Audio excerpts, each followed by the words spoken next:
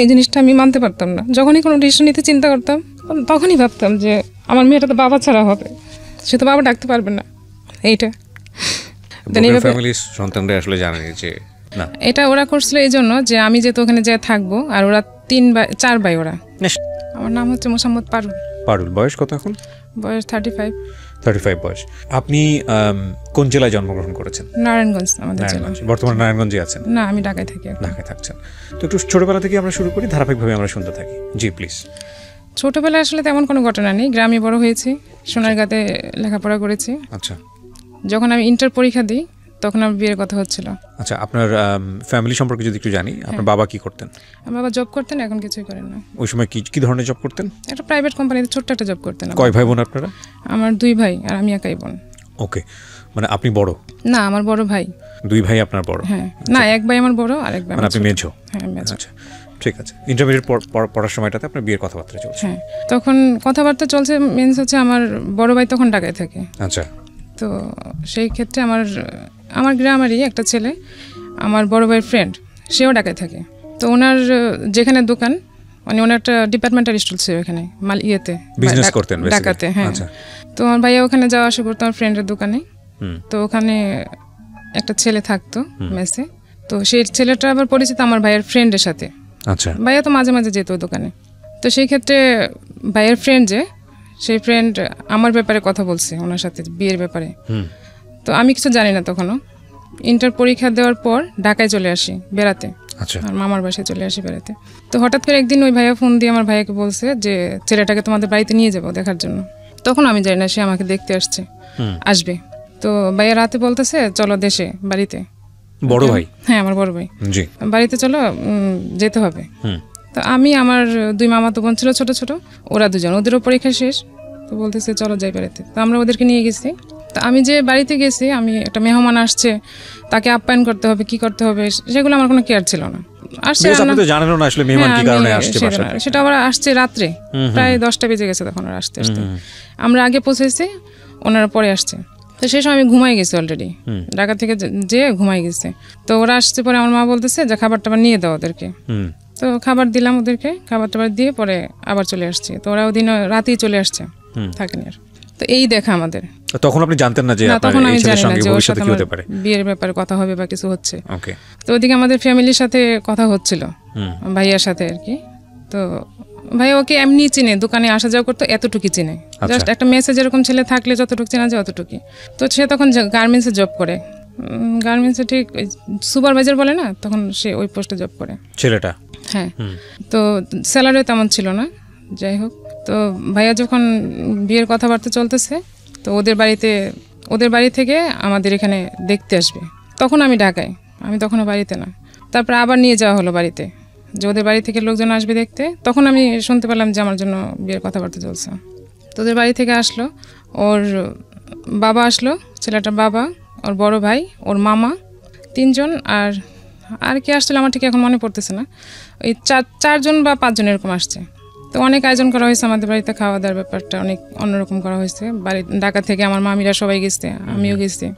আমার ফ্যামিলির বাড়ির থেকে যারা যারা ছিল আত্মীয় স্বজন মোটামুটি ভালো, মানে আমাদের যারা খুব কাছের তাদেরকেও দাওয়াত দেওয়া হয়েছে। একটা বিয়ের অনুষ্ঠানের মতোই হয়েছে তখনও। তো যেদিন আসছে দেখে ওনারা বলতেছে যে বিয়ে কবে দিবেন, কবে বিয়ের দিন তারিখ ঠিক করবেন, ওরকম বলতেছিল ওর মামা।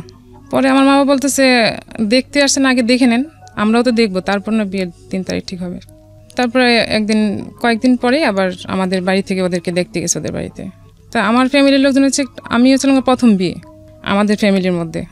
তো ওরা দেখতে গেছে যখন, ওনারা যাওয়ার পর যেদিন যাওয়ার কথা ছিল রাতের বেলা, সেদিন যাইতে পারেনি।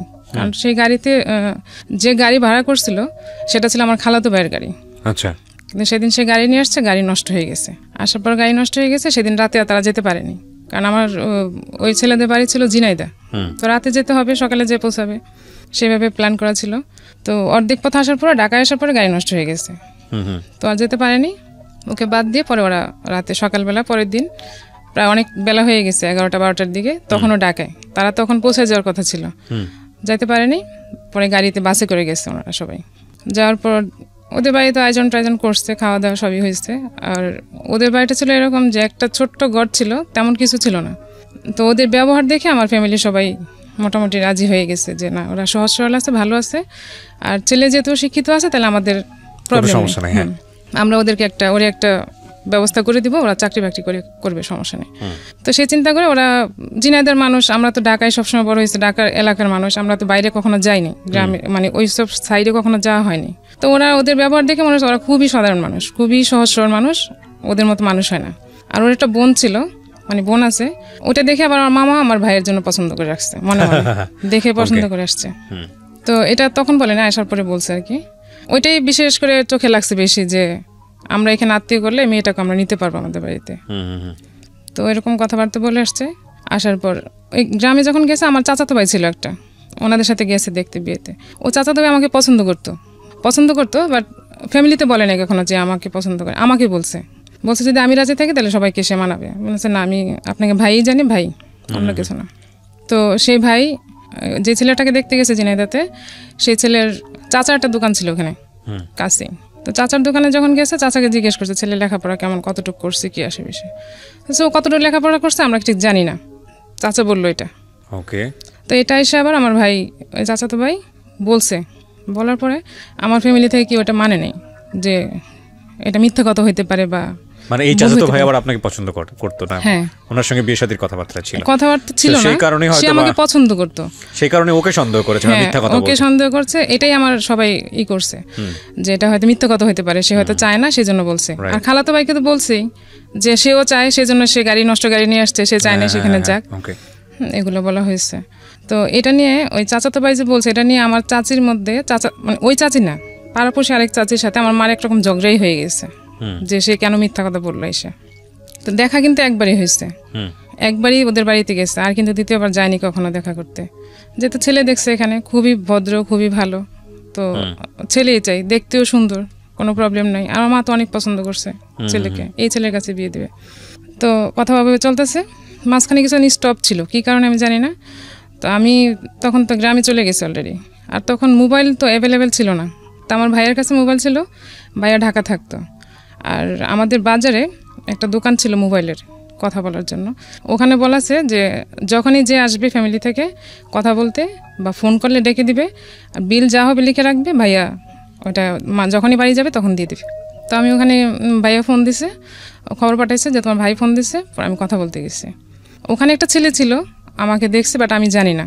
তো সে আবার পরের দিন আমার ডিটেলস বের করে আমার চাচাতো বোনের হাজবেন্ডের সাথে বলছে যে মেয়েটা কে, বলেছে তো আমার শালি। ও আবার ভাইয়াটা আবার আমাদের এলাকায়, আমার চাচাতো বোন এলাকায় বিয়ে হয়েছে। পরে বলতেছে মেয়েটা আমার পছন্দ হয়েছে খুব।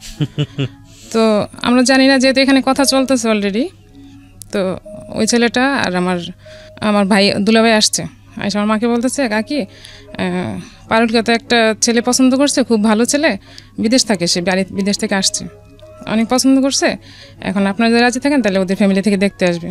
আমার মা বলতেছে না, আমাদের তো এক জায়গায় কথা চলতেছে, এখন কিভাবে তোমাকে দেখাই বলো, একটা শেষ না হলে তার একটা কথা বলা যাচ্ছে না। পরে বলতেছে না, অসুবিধা নেই, ওরা দেখুক, ছেলেটা খুবই ভালো, আর ভালোই, নানার বাড়ি ছিল ছেলেটার, আমার বোনের শ্বশুর বাড়ির কাছাকাছি ছেলেটা নানার বাড়ি ছিল, সেখানে আসছিল বাড়িতে। মা রাজি ছিল না।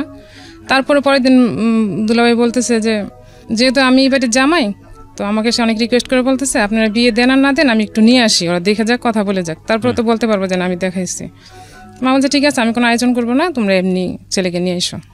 তো ছেলে নিয়ে আসার কথা বলছে, আর ছেলে তার পুরো ফ্যামিলি ধরে নিয়ে আসছে, মানে তাদের ফ্যামিলিতে যা লোক ছিল, যারা ছিল সবাই চলে আসছে, আমাদের বাড়িঘর ভরে গেছে মেহমানে, এরকম। আমার মা তো দেখে অবাক হয়ে গেছে, এত মানুষ কি করে আসছে, আমি এখন কিভাবে কি আপ্যায়ন করবো, তো কোনো প্রস্তুতি ছাড়া। তারপর যেরকম হয়েছে মোটামুটি নাস্তা টাস্তা দেওয়া হয়েছে, বিকেলবেলা করছে। তো ওরা চলে গেছে দেখা করে। এখন ছেলে পুরো এলাকা ছড়াই দিয়েছে যে আমি মেয়েকে বিয়ে করব, মানে আমাদের এলাকায় যারা মোটামুটি প্রভাবশালী লোক আছে তাদেরকে সে ম্যানেজ করে ফেলছে। আচ্ছা, কোন ছেলে? যে ছেলেটা পরে আমাকে দেখে আমার বোনের হাজবেন্ডের সাথে আসছে।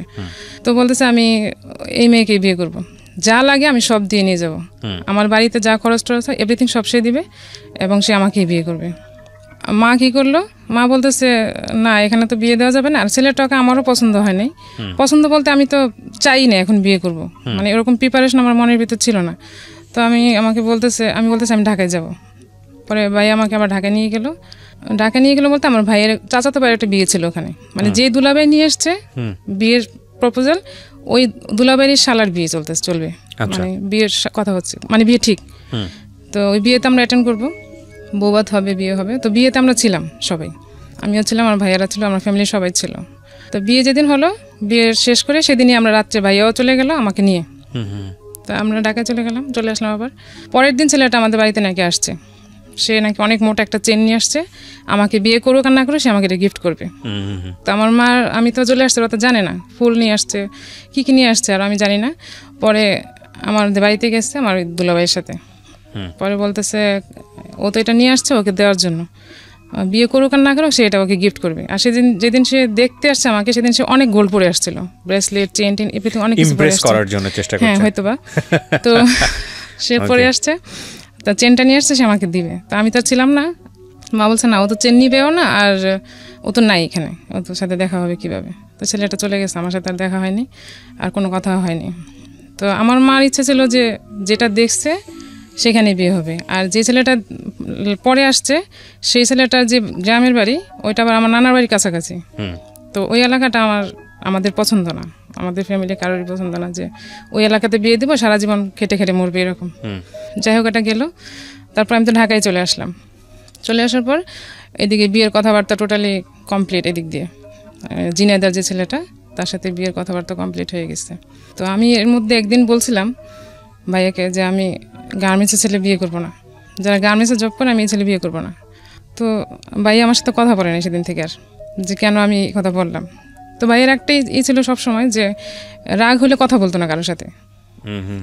আর এই ভাইয়া আমাদের অনেক করছে ছোটোবেলা থেকে, মানে আমার বাবার যেটা করার কথা ছিল সেটা আমার ভাইয়া করছে সব কিছুই। তো আমিও চাইতাম যে আমার ফ্যামিলির পছন্দেই বিয়ে করব, বাট আমি এমন কিছু করব না যেটা আমার ফ্যামিলির উপর কোনো প্রশ্ন আসে, যে খারাপ প্রেম করব, আমার ভাইকে সবাই বলবো যে ওর বোন এরকম, কিংবা ও অবাধ্য হয়ে গেছে, এরকম কিছু আমি কখনো করবো না, যে প্রেস্টিজ ইস্যু হবে এরকম আমি কিছু কখনো করবো না। আর আমি চলছি সবসময় এরকম ভাবেই, মানে বড় ভাই ছিল তো সবসময় একটা ভয় ভিতরে কাজ করতো যে আমি একটা খারাপভাবে চললে আমার ভাইয়া তো সাপোর্ট এখানে সব কিছুর ঊর্ধ্বে, তো কানে যাবে, আর আমাকে তো কিছু না বললে, ওই যে না বলা, কথা না বলা, যে এটা আমার কাছে অনেক বড় একটা পেন, যে আমার কাছের লোকই আমার সাথে কথা বলবে না, এটা তো কথা বলে নাই। সেদিন অনেকটা রাগ হয়ে আছে যে আমি কেন এই কথা বললাম। তো আমার মামি বললো যে গার্মেন্টসে ছেলে আসলে তো ভালো হয় না, এটা তুমি, আমার ছোটো মামি বললো যে এরকম ভালো হয় না। পরে আমি বলছি আমিও তো তাই বলছি যে বিয়ে করবো না, তুমি ভাইয়া তো কথা বলে না। যাই হোক, এখন আমার মামার ফ্যামিলিতে মামাই সব, মানে যা বলবে সব মামার কথাই সব হবে। আমার ফ্যামিলিতে ভাইয়া যা বলবে, মা যা বলবে, এরকম। আব্বা অতটা ফ্যামিলিয়ার ছিল না, সবসময় একটু সরল টাইপের আর কি, মানে সব ডিসিশন নেওয়ার ব্যাপারে অত ই ছিল না। তবে আব্বা এটা বলছিল যে আমার একটা মেয়ে আমি এত দূরে বিয়ে দিতে চাই না, ওই বিয়ে দিতে চাই না, এত দূরে বিয়ে দিতে চাই না, এটা একবার বলছিল। কিন্তু আমার ভাইয়া, আমার মা, ওদের জন্য ওরা আব্বা, মানে আব্বা যে কিছুটা ডিসিশন নেবে সেরকম ওরকমও না। তো এটা বলার পর আমি এটুকু বলছি, ভাইয়ের কথা বলছে না, ঠিক আছে, আমি আর কিছু বলিনি। পরে ওই ছেলেটা নাকি আমার সাথে কথা বলতে চাইছে। তো যখন বিয়ের দিন তারিখ ঠিক হয়নি, আমাকে নিয়ে গেল, ভাইয়া বললো যে কথা বলতে চাইছে, কথা বলে দেখো কি বলে। তো সে মেসে থাকতো, আমাকে মেসেই নিয়ে যাওয়া হয়েছে, মেসের পাশেই ছিল, ছেলেটার সঙ্গে কথা বলার জন্য। হ্যাঁ, কথা বলার জন্য। ছেলেটা সেদিন দুপুরে সে লাঞ্চ করতে বাসায় আসবে, তখন আমি তার সাথে দেখা করব, মানে সে আমার সাথে জাস্ট কিছু কথা বলবে। তো আমাকে সে প্রশ্ন বললো যে আমাদের বাড়িতে ওই জায়গায় জিনাইদা আমাদের এরকম জায়গা জমি আছে, তারপরে করতে হবে, হাল চাষ করে গরু পালে, এগুলা সব কিছু করতে হবে। আমার তো এমনিতে ওর পছন্দ না, বিয়ে করবো না বলে দিয়েছি। তারপরে আমি বলছি যে আমি এসব করতে পারবো না, আমি এসব করে অভ্যস্ত না, কারণ আমার ফ্যামিলিতে আমি কখন এগুলো করি নাই। তো আর কিছু বললো না, এসব আপনি কি বিয়েতে রাজি? এখন আমি তো বলতে পারবো না যে আমি বিয়েতে রাজি না, কারণ আমার উপরে তো ভাইয়া। এখন আমি বলি না আর কিছু, আমি এটুকু বলছি যাতে সে বোঝা যায় যে বিয়েটা এখানে করা ঠিক হবে না, সে ভেঙে দিক। কিন্তু সে এটা করে নাই, সে আর কিছুই বলেনি। আমাকে একটা ডায়েরি গিফট করলো, ডায়েরির ভিতর তার একটা ছবি দিয়ে, এটা নিয়ে আসলাম। আসার পর তার সাথে তার কোনো কথাই হয়নি, আর ফোনও তো তখন অ্যাভেলেবেল ছিল না যে কথা হবে বা কিছু। তারপর বিয়ের দিন তারিখ ঠিক। তো ওদের বাড়িতে যখন আমাদের ফ্যামিলি দেখতে গেছিলো, তখন ওদের যে বাড়িঘর দেখে আসছে, ওগুলো দেখে আমার মামা বলছে যে যেহেতু এখানে যদি বিয়ে হয় তাহলে আমরা একটা ঘর করে দেবো এখানে, যাতে ও এসে থাকতে পারে। আর মামা এটাও বলছে যে তুমি বউ কোথায় রাখবা বিয়ের পর। পরে ও বলছিল যে আমি যেখানে থাকবো বউ সেখানেই থাকবে। তো ও চাকরি করে ঢাকায়, তো ঢাকায় থাকা হবে, এই জন্য আরও দূরে দেওয়া হয়েছে, যে ওখানে তার থাকবে না। তো ঘর দেওয়ার কথা বলছে, কত টাকা দিবে, যা 2টা রুম করতে যা লাগবে সেরকম দিবে। বিয়ের দিন তারিখ যখন ঠিক হলো তখন সে টাকা চাইতে শুরু করলো বাইরের কাছ থেকে, যে বাড়িতে কাজ শুরু করছে এখন টাকা লাগবে। টাকা যাচ্ছে, বাড়িতে ঘরের কাজ শুরু করছে, ঘরের কাজ শেষ করে আমাকে উঠে নিয়ে যাবে। আর তখন কথা ছিল যে আমাকে গোল্ড ওরা কতটুকু দিবে, কি দিবে সেগুলো, কানের গলার কি দেওয়ার কথা ছিল, তো এগুলো দিবে ওরা, আর আমাদের থেকে ঘর উঠে দিবে ওকে। তো এর মধ্যে ওর বোনের একটা প্রবলেম হয়েছে, সেটা নাকি তার ওখানে কয়েকটা ছেলে তাকে ডিস্টার্ব করতেছে খুব, তো তাকে ওখানে রাখা সেভ হচ্ছে না। আমাদের তো বিয়ের দিন তারিখ ঠিক হয়ে গেছে, এটা আমার ভাইয়ের সাথে যখন শেয়ার করছে তখন ভাইয়া বলছে ঠিক আছে তাহলে আমাদের এখানে পাঠাই দাও, এখানে এসে থাকুক। তো এসে নিয়ে আসছে, সে এসে ঢাকায় ছিল, মানে বিয়ের আগে এত কিছু, বিয়ের আগে সে তাকে পাঠাই দিছে। সে আমার মামার বাসায় ছিল কতদিন, তারপর আমাদের বাড়িতে। ওকে। তো ওর আচরণ এই বোনটাকেই তো আপনার আত্মীয়ের আরেকজন বিয়ে করার কথা। হ্যাঁ, তো ও কথা না, মানে ওইভাবে তখন কথা প্রপোজ করা হয় না, মানে মেন্টাল থিংকিং, সেই সময় মেন্টাল থিংকিং আর কি। যখন তো মেয়েটা জানে যে আমার ভাইয়ের জন্য তাকে পছন্দ করা হয়েছে, আমাদের বাসায় যখন আসছে তখন মামিরা দুষ্টামি করে এরকম বলছিল যে তোমাকে তো ওর ভাইয়ের জন্য পছন্দ করে আসছে, এরকম হাসাহাসি করে, আমরা জাস্ট বান্ধবীর মতো ছিলাম মামিদের সাথে, এরকম বলছে। তো ও তো মনে মনে ভাইয়াকে এমনি পছন্দ করে বসে আসছে। তো যখন এখানে চলে আসছে তখন তো সে আরো সিরিয়াস। তো আমার ভাইয়া ছিল একটু রিজার্ভ টাইপের, খুব রিজার্ভ টাইপের বলতে কি মানে ইচ্ছা করে যে কোনো মেয়ের সাথে একবার পড়ে যাবে এরকম না, ভাইয়া ওকে বোনের মতো দেখে। হ্যাঁ, তো আমাদের বাড়িতে যখন আসছে তখন সে বিহেভগুলো এরকম যে ও প্লেটে খাবে, খাওয়ার পর প্লেটটাও সরাবে না। ইভেন মানে এরকম না যে আমরা কোথাও গেলে তো একটু কার্টিসি করি, যে আমরা অন্তত এতদিন ধরে এখানে আসছি, আমার তো একটু দায়িত্ব থাকে যে আমি কি করব না করবো, কিন্তু সে এরকম ছিল না, সে একটু উগ্র টাইপের চলাফেরা ওরকম ছিল, দেখে আমার কাছে ভালো লাগেনি। সে ছিল অনেক দিন, প্রায় 20-25 দিন হবে ছিল, তারপর ওকে পাঠাই দেওয়া হয়েছে বাড়িতে, চলে গেছে। তো ওর ভাই টাকা চাচ্ছে ঘর ওঠানোর জন্য, তো এদিক দিয়ে বিয়ের দিনও চলে আসছে। তো বাড়ির কাজ মোটামুটি হয়েছে, মোটামুটি বলতে শুধু ইট দিয়ে রাখছে, কোনো রকম জানলাও তৈরি করা হয়নি, সেগুলো তো আমরা জানি না, আর কেউ যায় না ওদের এখানে দেখতে। মানে তখন পর্যন্ত আপনাদের বিয়ের কোনো ধরনের কোনো ফর্মালিটিস হয়নি? না, বিয়ের মৌখিক, মানে দিন তারিখ পাকা হয়ে গেছে। এগুলো তো এক ধরনের যৌতুক। হ্যাঁ, এখন এটা তো আমরা ফ্যামিলিতে ভাবছি যে আমাদের দিতেই হবে, বলে আসছে, আমরা নিজেরাই বলে আসছে, আমাদের তো নিজেরাই দিতে হবে, তো দিতেই হবে বলে আসছে। বিষয়টা আসলে প্রয়োজন ছিল কিনা, প্রথম কথা হচ্ছে যে আমাদের বিয়ের যে সংস্কৃতি সেখানে কিন্তু বিষয়গুলো এভাবেই হয়। একটা সময় বলা গ্রামাঞ্চলে প্রচলিত ছিল ডিমান্ড, ছেলের ডিমান্ড কি, হ্যাঁ চাইতো, মানে একদম নির্লজ্জের মতো বেহায়ের মতো চাওয়া, হ্যাঁ এই দিতে হবে, সেই দিতে হবে, এবং এটা মনে করতো যে এটা খুব মানে একটা রাইট ব্যাপার। কিন্তু সেটা অনেক ধরনের সামাজিক সচেতনতার জায়গা থেকে এখন আর ওরকম হয় না। এখন দেখা যায় যে মেয়ের বাড়ি থেকেই মোটামুটি একটা প্রস্তাব পড়ে যে আমরা এটা দিয়ে দিব, ওটা দিয়ে দিব, চাওয়ার আগে এগুলো কিন্তু এক ধরনের যৌতুক, অবশ্যই যৌতুক, কিন্তু এটা করা উচিত না। এটা ওরা করছিল এই জন্য যে আমি যেহেতু ওখানে যেয়ে থাকবো, আর ওরা 3-4 ভাই, ওরা না সেটা বিয়ের পরবর্তী সময় যদি আপনার ভাই খুশি হয়ে যদি একটা নিজে থেকে স্টেপ না, সেটা অন্য জিনিস, তারপরেও এই ধরনের কথাবার্তা বলা ঠিক হয়নি। কিন্তু ওরা তো চিন্তা করছে ওইভাবে না, ওরা চিন্তা করছে, বিশেষ করে আমার মামা করছে যে ঘর তুলে দিলে হবে কি সে এখানে এসে একটু রিল্যাক্স যখন থাকবে তখন থাকতে পারবে। যাই হোক, আগে থেকে এরকম বলে একটা হোপ তৈরি করেছে আর কি। এখন তৈরি করছে, আর ওই ছেলেটাও বুঝতো যে আমাদের ফ্যামিলিতে যদি টাকা চাওয়া হয় বা কিছু চাওয়া হয় তাহলে সেখানে বিয়ে হবে না, আর তার ধারণা ছিল যে আমাকে বিয়ে করলে সে অনেক কিছু পাবে, যেহেতু আমি একাই মেয়ে আর ঢাকার মেয়ে। ঠিক আছে, আমরা ধারাবাহিকভাবে শুনতে থাকি। তারপর কি হলো? এরকম চিন্তা ভাবনা, পয়সা করে আপনারা দিয়ে দিলেন না আগে? না, ও ভাইয়া আসলে একবারে যদি না দেওয়া লাগে, আমাকে যদি আস্তে আস্তে দিয়ে দিতে হয় তাহলে তো আমার জন্যই ভালো। তো ভাইয়াও কিছু মনে করে না, টাকা রাখ দিছে, কিন্তু আমার কাছে এটা পছন্দ হয়নি তখন, যে সে বিয়ের আগে টাকা যাচ্ছে, টাকা নিয়ে ঘর তুলবে, এরকম তো ঠিক না। তো বিয়ের দিন চলে আসছে, তারিখ চলে আসছে বিয়ের কাছাকাছি, এখন বিয়ে শপিং করতে হবে। বিয়ে শপিংয়ের জন্য ভাইয়ের কাছে টাকা নিচ্ছে, ওই ঘরের টাকা দিয়ে সে শপিং করছে। বিয়ের দিন বলতে কি আমাদের বিয়ের কাবিন করে রাখা হবে, আর সে পরে উঠায় নিয়ে আসবে, মানে ঘরের কাজটা পুরোপুরি কমপ্লিট হলে তখন সে উঠে নিয়ে আসবে। তো কাবিন করতে আসছে, সেখানে আমাকে শুধু দেওয়া হয়েছিল একটা নাকফুল, আর নাকফুল দেওয়া হয়েছে, হ্যাঁ নাকফুল আর একটা আংটি দেওয়া হয়েছিল। আপনাকে ওয়ার্ড কি দিয়েছিল, কি দিবে আপনাকে? ওকে দেওয়া হয়েছে, ওদের সাথে আমার ফ্যামিলির সাথে কথা হয়েছিল যে সে গলার আর হাতের কি যেন দিবে, আমার সঠিক মনে নেই এখন কি দেওয়ার কথা। এরকম কোনো ওয়াদা কি ছিল যে আপনাকে এত ভরি গোল্ড দিতে হবে বা এরকম ছিল? এগুলো বিয়ের ক্ষেত্রে ঠিক না, এগুলো মানে আমরা আমাদের সামাজিক রীতিতে এই জিনিসগুলো করে থাকি। বিশেষ করে এখন যে জিনিসটা খুব বেশি প্র্যাকটিস হয় সেটা হচ্ছে দেনমোহরের জায়গাটাতে। যদিও এটা নিয়ে অনেক ধরনের কথা আছে, তবে এটা এমন পর্যায়ে চলে গেছে যে এটা এক ধরনের বলা যেতে পারে শো অফের জায়গাটাও চলে গেছে, যে কত বেশি দেনমোহর ধরা যায়। যদিও এটা অনেক ক্ষেত্রে অনেকে মনে করেন লজিক, কারণটা হচ্ছে একটা মেয়ের যদি একটা আর্থিক নিশ্চয়তার জায়গাটা এটা, কিন্তু একটা ছেলের সামর্থ্যের জায়গাটাও তো অনেক বেশি চিন্তা করার প্রয়োজন। যাই হোক, সেগুলো আসলে অন্য ধরনের ডিবেট। তারপরে কি হলো? তারপর যখন সে না, এটা তখন ওরা বলছে যে তুমি কি দিতে পারবা, এরকম বলেন, তোমাকে এত দিতেই হবে, এরকম করে আমার ফ্যামিলি বলে। তো সে বলছে আমি এতটুক দিব, তো এতটুক দিবে, কথা হয়েছে।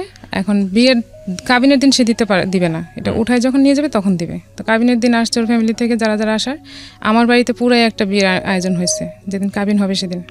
আর সে যে সব শাড়ি কাপড় আমাকে দিয়েছে বিয়ের দিন, সেগুলো আমার কোনোটাই হয়নি, কারণ আমি আমার হাইট অনুযায়ী আমার সব কিছু অনুযায়ী আমার কোনোটাই ঠিক মতো হয়নি। সে সব এমন সব মার্কেটিং করছে যেগুলো নাকি শুধু বিয়ের শাড়িটা আমি কোনোরকম পরতে পারছি, কোনোরকম, মানে শাড়িটার দেখা যাচ্ছে বহরটা কম ছিল, জুতা যেটা নিয়ে আসছে আমার পায়ে লাগেনি, তারপরে এভরিথিং কোনো কিছু আমার ঠিক মতো হয়নি, কারণ ও শপিংটা ও একা করছে।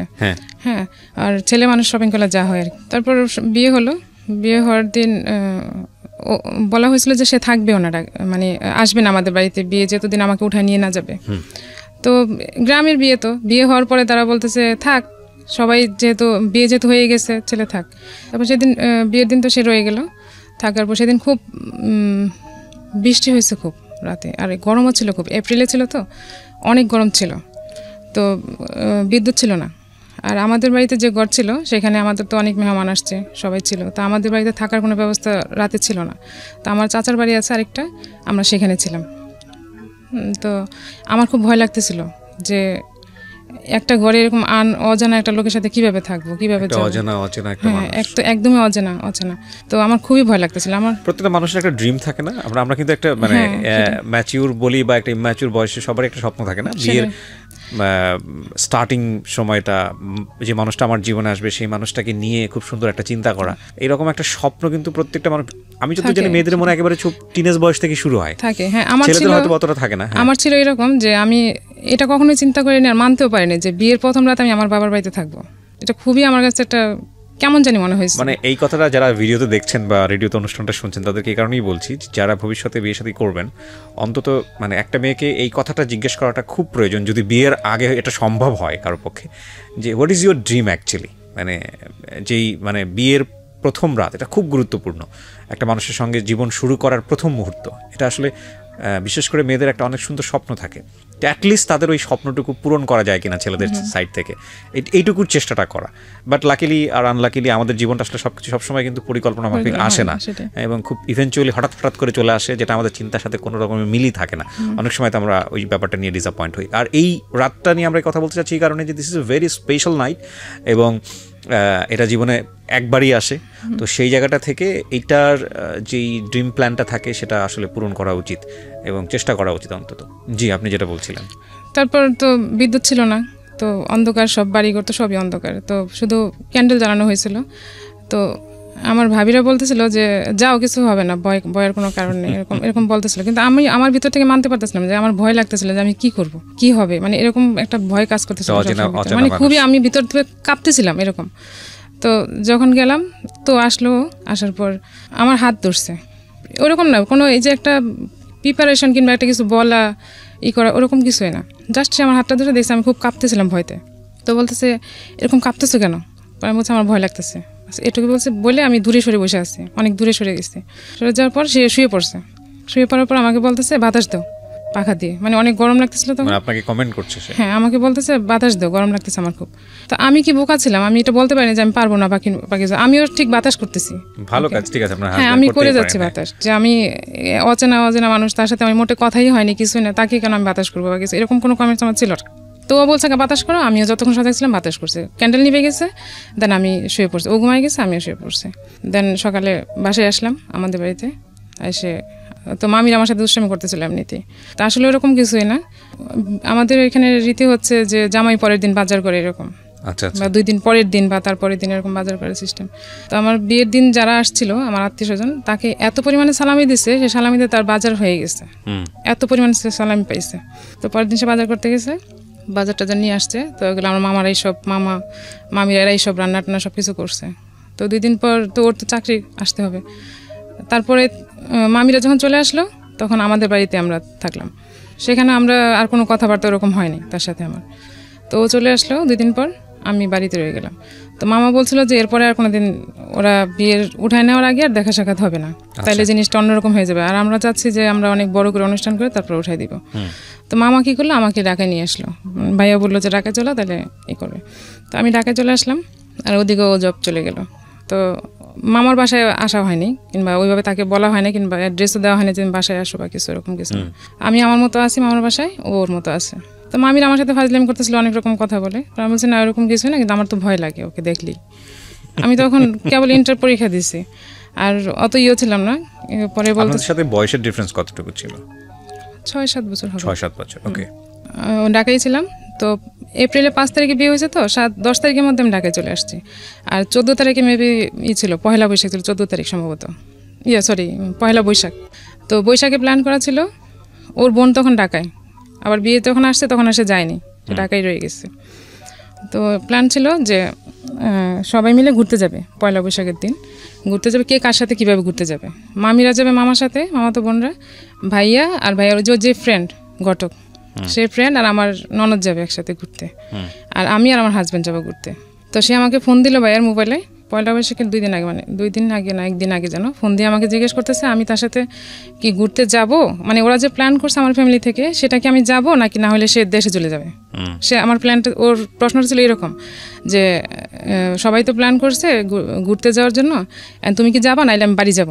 কথাটা তো এরকম হওয়া উচিত ছিল না, রাইট? ডেফিনেটলি এটা আমার খুবই লাগছে তখন, কিন্তু যদি আমি এটা কিছু মনে করি না, কিন্তু আমার কাছে কিন্তু ভিতর খারাপ লাগছে যে এরকম কেন হবে, কথাটা তো এরকম হওয়া উচিত না।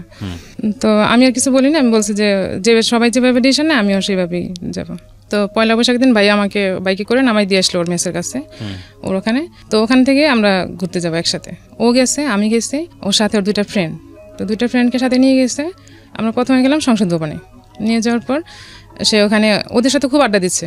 আমি যে একটা মেয়ে মানুষ বা ওইখানে তার সাথে আছি, হ্যাঁ আমাকে ওভারলুক করতেছে, আর আমি মানে তার পিছনে পিছনে হাঁটতেছি এরকম, মানে ওরা খুব মজা করতেছে আর আমি একা একা মানে খুব লোনলি ফিল করতেছিলাম বিষয়টা। তো এটা হ্যাঁ, তো আমি এটা এসে অ্যাকসেপ্ট করতে পারিনি। মামিদের সাথে বলছি যে মামি এরকম হয়েছে। তো বলার পরে মামার ওকে ডাকছে, ওকে বলছে যে তুমি এরকম ওরে নিয়ে গেছো, নিয়ে যায় তোমার এরকম ইনসাল্ট কেন করছো, তোমার ফ্রেন্ডদের সাথে তুমি কেন ওকে নিয়ে গেছো, তুমি ওদেরকে নিয়ে যেতে আগে পরে নিয়ে যেতে, তোমরা ফার্স্ট টাইম ঘুরতে গেছো একসাথে, তোমার তো ওকে টাইম দেওয়া উচিত ছিল, না দিয়ে তুমি কেন ওর সাথে ওদেরকে নিয়ে যায় ওরে একা একা ফেলায় রেখে এরকম ঘুরছে, এটা তোর কাছে ভালো লাগেনি। তো আমার কাকা আসছিল একটা, আমার ভাইয়া আর আমার মামা, তখন আমাকেও নিয়ে যাওয়া হয়েছিল না কি গেছিলাম, হ্যাঁ আমিও গেছিলাম। তো ও সবার সামনে ওই ভাইয়ার ওই দোকানের পিছনে ওনার থাকার জায়গা ছিল, ওইখানে বসেই গল্প করা হয়েছে এটা, যে এই কথাগুলো হয়েছে। হ্যাঁ, যখন আমি পয়লা বৈশাখে তার সাথে দেখা করতে গেলাম, পাশে আরেকটা পরিচিত ওর ভাবি, মানে কথিত ভাবি আর কি, পাশে ছিল পরিচিত, ওনার রুমে নিয়ে আমাকে বসাইলো। তো ওখানে একটা মহিলা আমাকে দেখতে আসছে, খুব উৎসাহ নিয়ে আমাকে দেখতে আসছে। তো আমি তো আর চিনি না কাউরি ওখানকার। তো আমরা তো এই পার্টটা বললাম যে তারপর সে সরি টরি বলছে, মাপ চাইছে সবার কাছে, না নেক্সট টাইম এরকম হবে না, সব ঠিক হয়ে যাবে, এরপর থেকে আর আমার ভুল হবে না। মানে উনিও সামহাউ হ্যাপি ছিল না, আপনি তো হ্যাপি ছিলেন না, উনিও ওনার জায়গা থেকে যে আপনাকে একটু কনভিন্স করবে বা যেরকম হওয়া উচিত জামাইয়ের আচরণ সেরকম ছিল না, টোটালি ছিল না, একদমই ছিল না।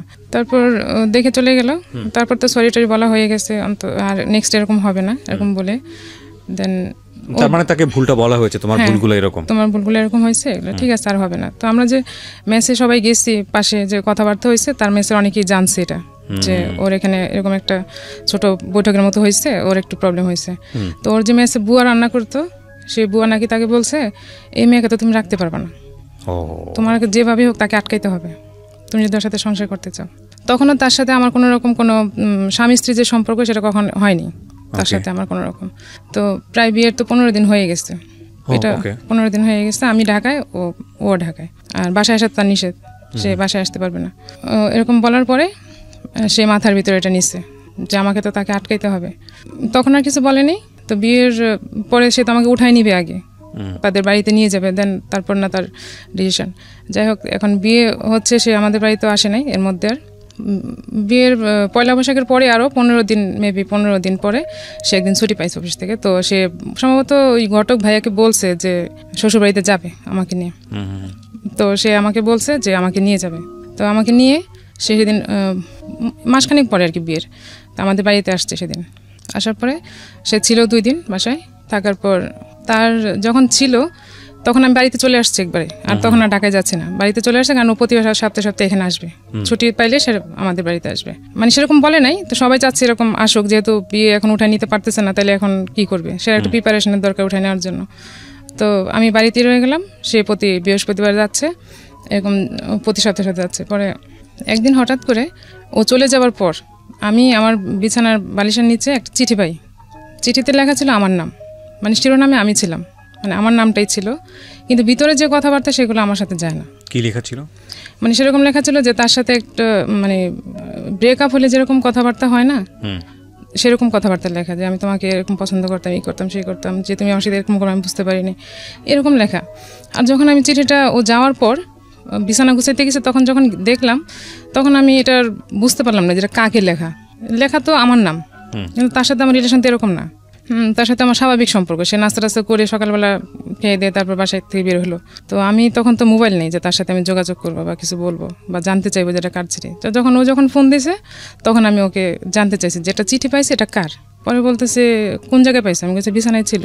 পরে বলতেছে তোমার জন্যই লিখছিলাম। পরে বলছে আমার জন্য এই ধরনের কথাবার্তা কেন? আর আমার তখন এত বুদ্ধিও ছিল না যে আমার সাথে এরকম রিলেশন না। এখন বুঝি সেটা তো আমার জন্য ছিল না। পরেও শুনছি চিঠিটা কার, কিন্তু এটা যে আমার ছিল না এটা আমি বুঝতে পারছি। তখনও বুঝতে পারছি, এখনো বুঝতে পারি, এখন ভালো করে বুঝতে পারি। তখন তো আমি কি হয়েছে তারপরে তখন কি করেছেন? তখন চিঠিটা যখন দেখলাম, তখন এটা জিজ্ঞেস করলাম, সে আমাকে এড়াই গেল, বললো যে এটা আমি তোমাকেই লিখছিলাম, এমনি লিখছিলাম।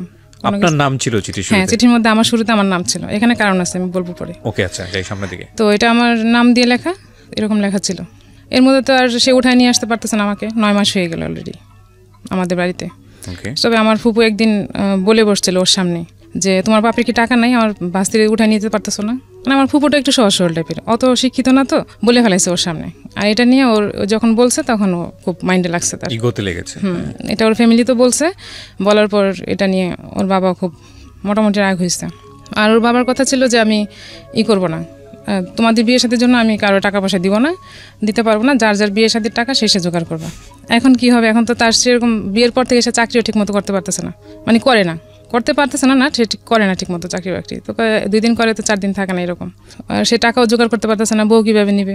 কারণ ওর তো কন্ডিশন দেওয়া ছিল কী কী জিনিসপত্র নিয়ে যাবে। এটা তো আমাদের ফ্যামিলিতে বলতে পারতেছে না যে আমি এগুলো ম্যানেজ করতে পারতেছি না বা আমি নিতে পারতেছি না। তো আমি ওর জিজ্ঞেস করলাম যে এখন যে এরকম প্রবলেম হইতেছে, এখন মানুষ তো আমাকে খারাপ বলতেছে, বা আমাকে না তোমাকে খারাপ বলতেছে, যে তোমার হাজব্যান্ডের মনে হয় কম, মানে টাকা পয়সা নাই, এতদিন হয়ে গেলে উঠে নিতে পারতেছে না। তো আমাকে বললো যে আমি তো ম্যানেজ করতে পারতেছি না জিনিসপত্রগুলো, আর উঠে নিতে গেলে তো খরচ আছে, আমি কী করবো?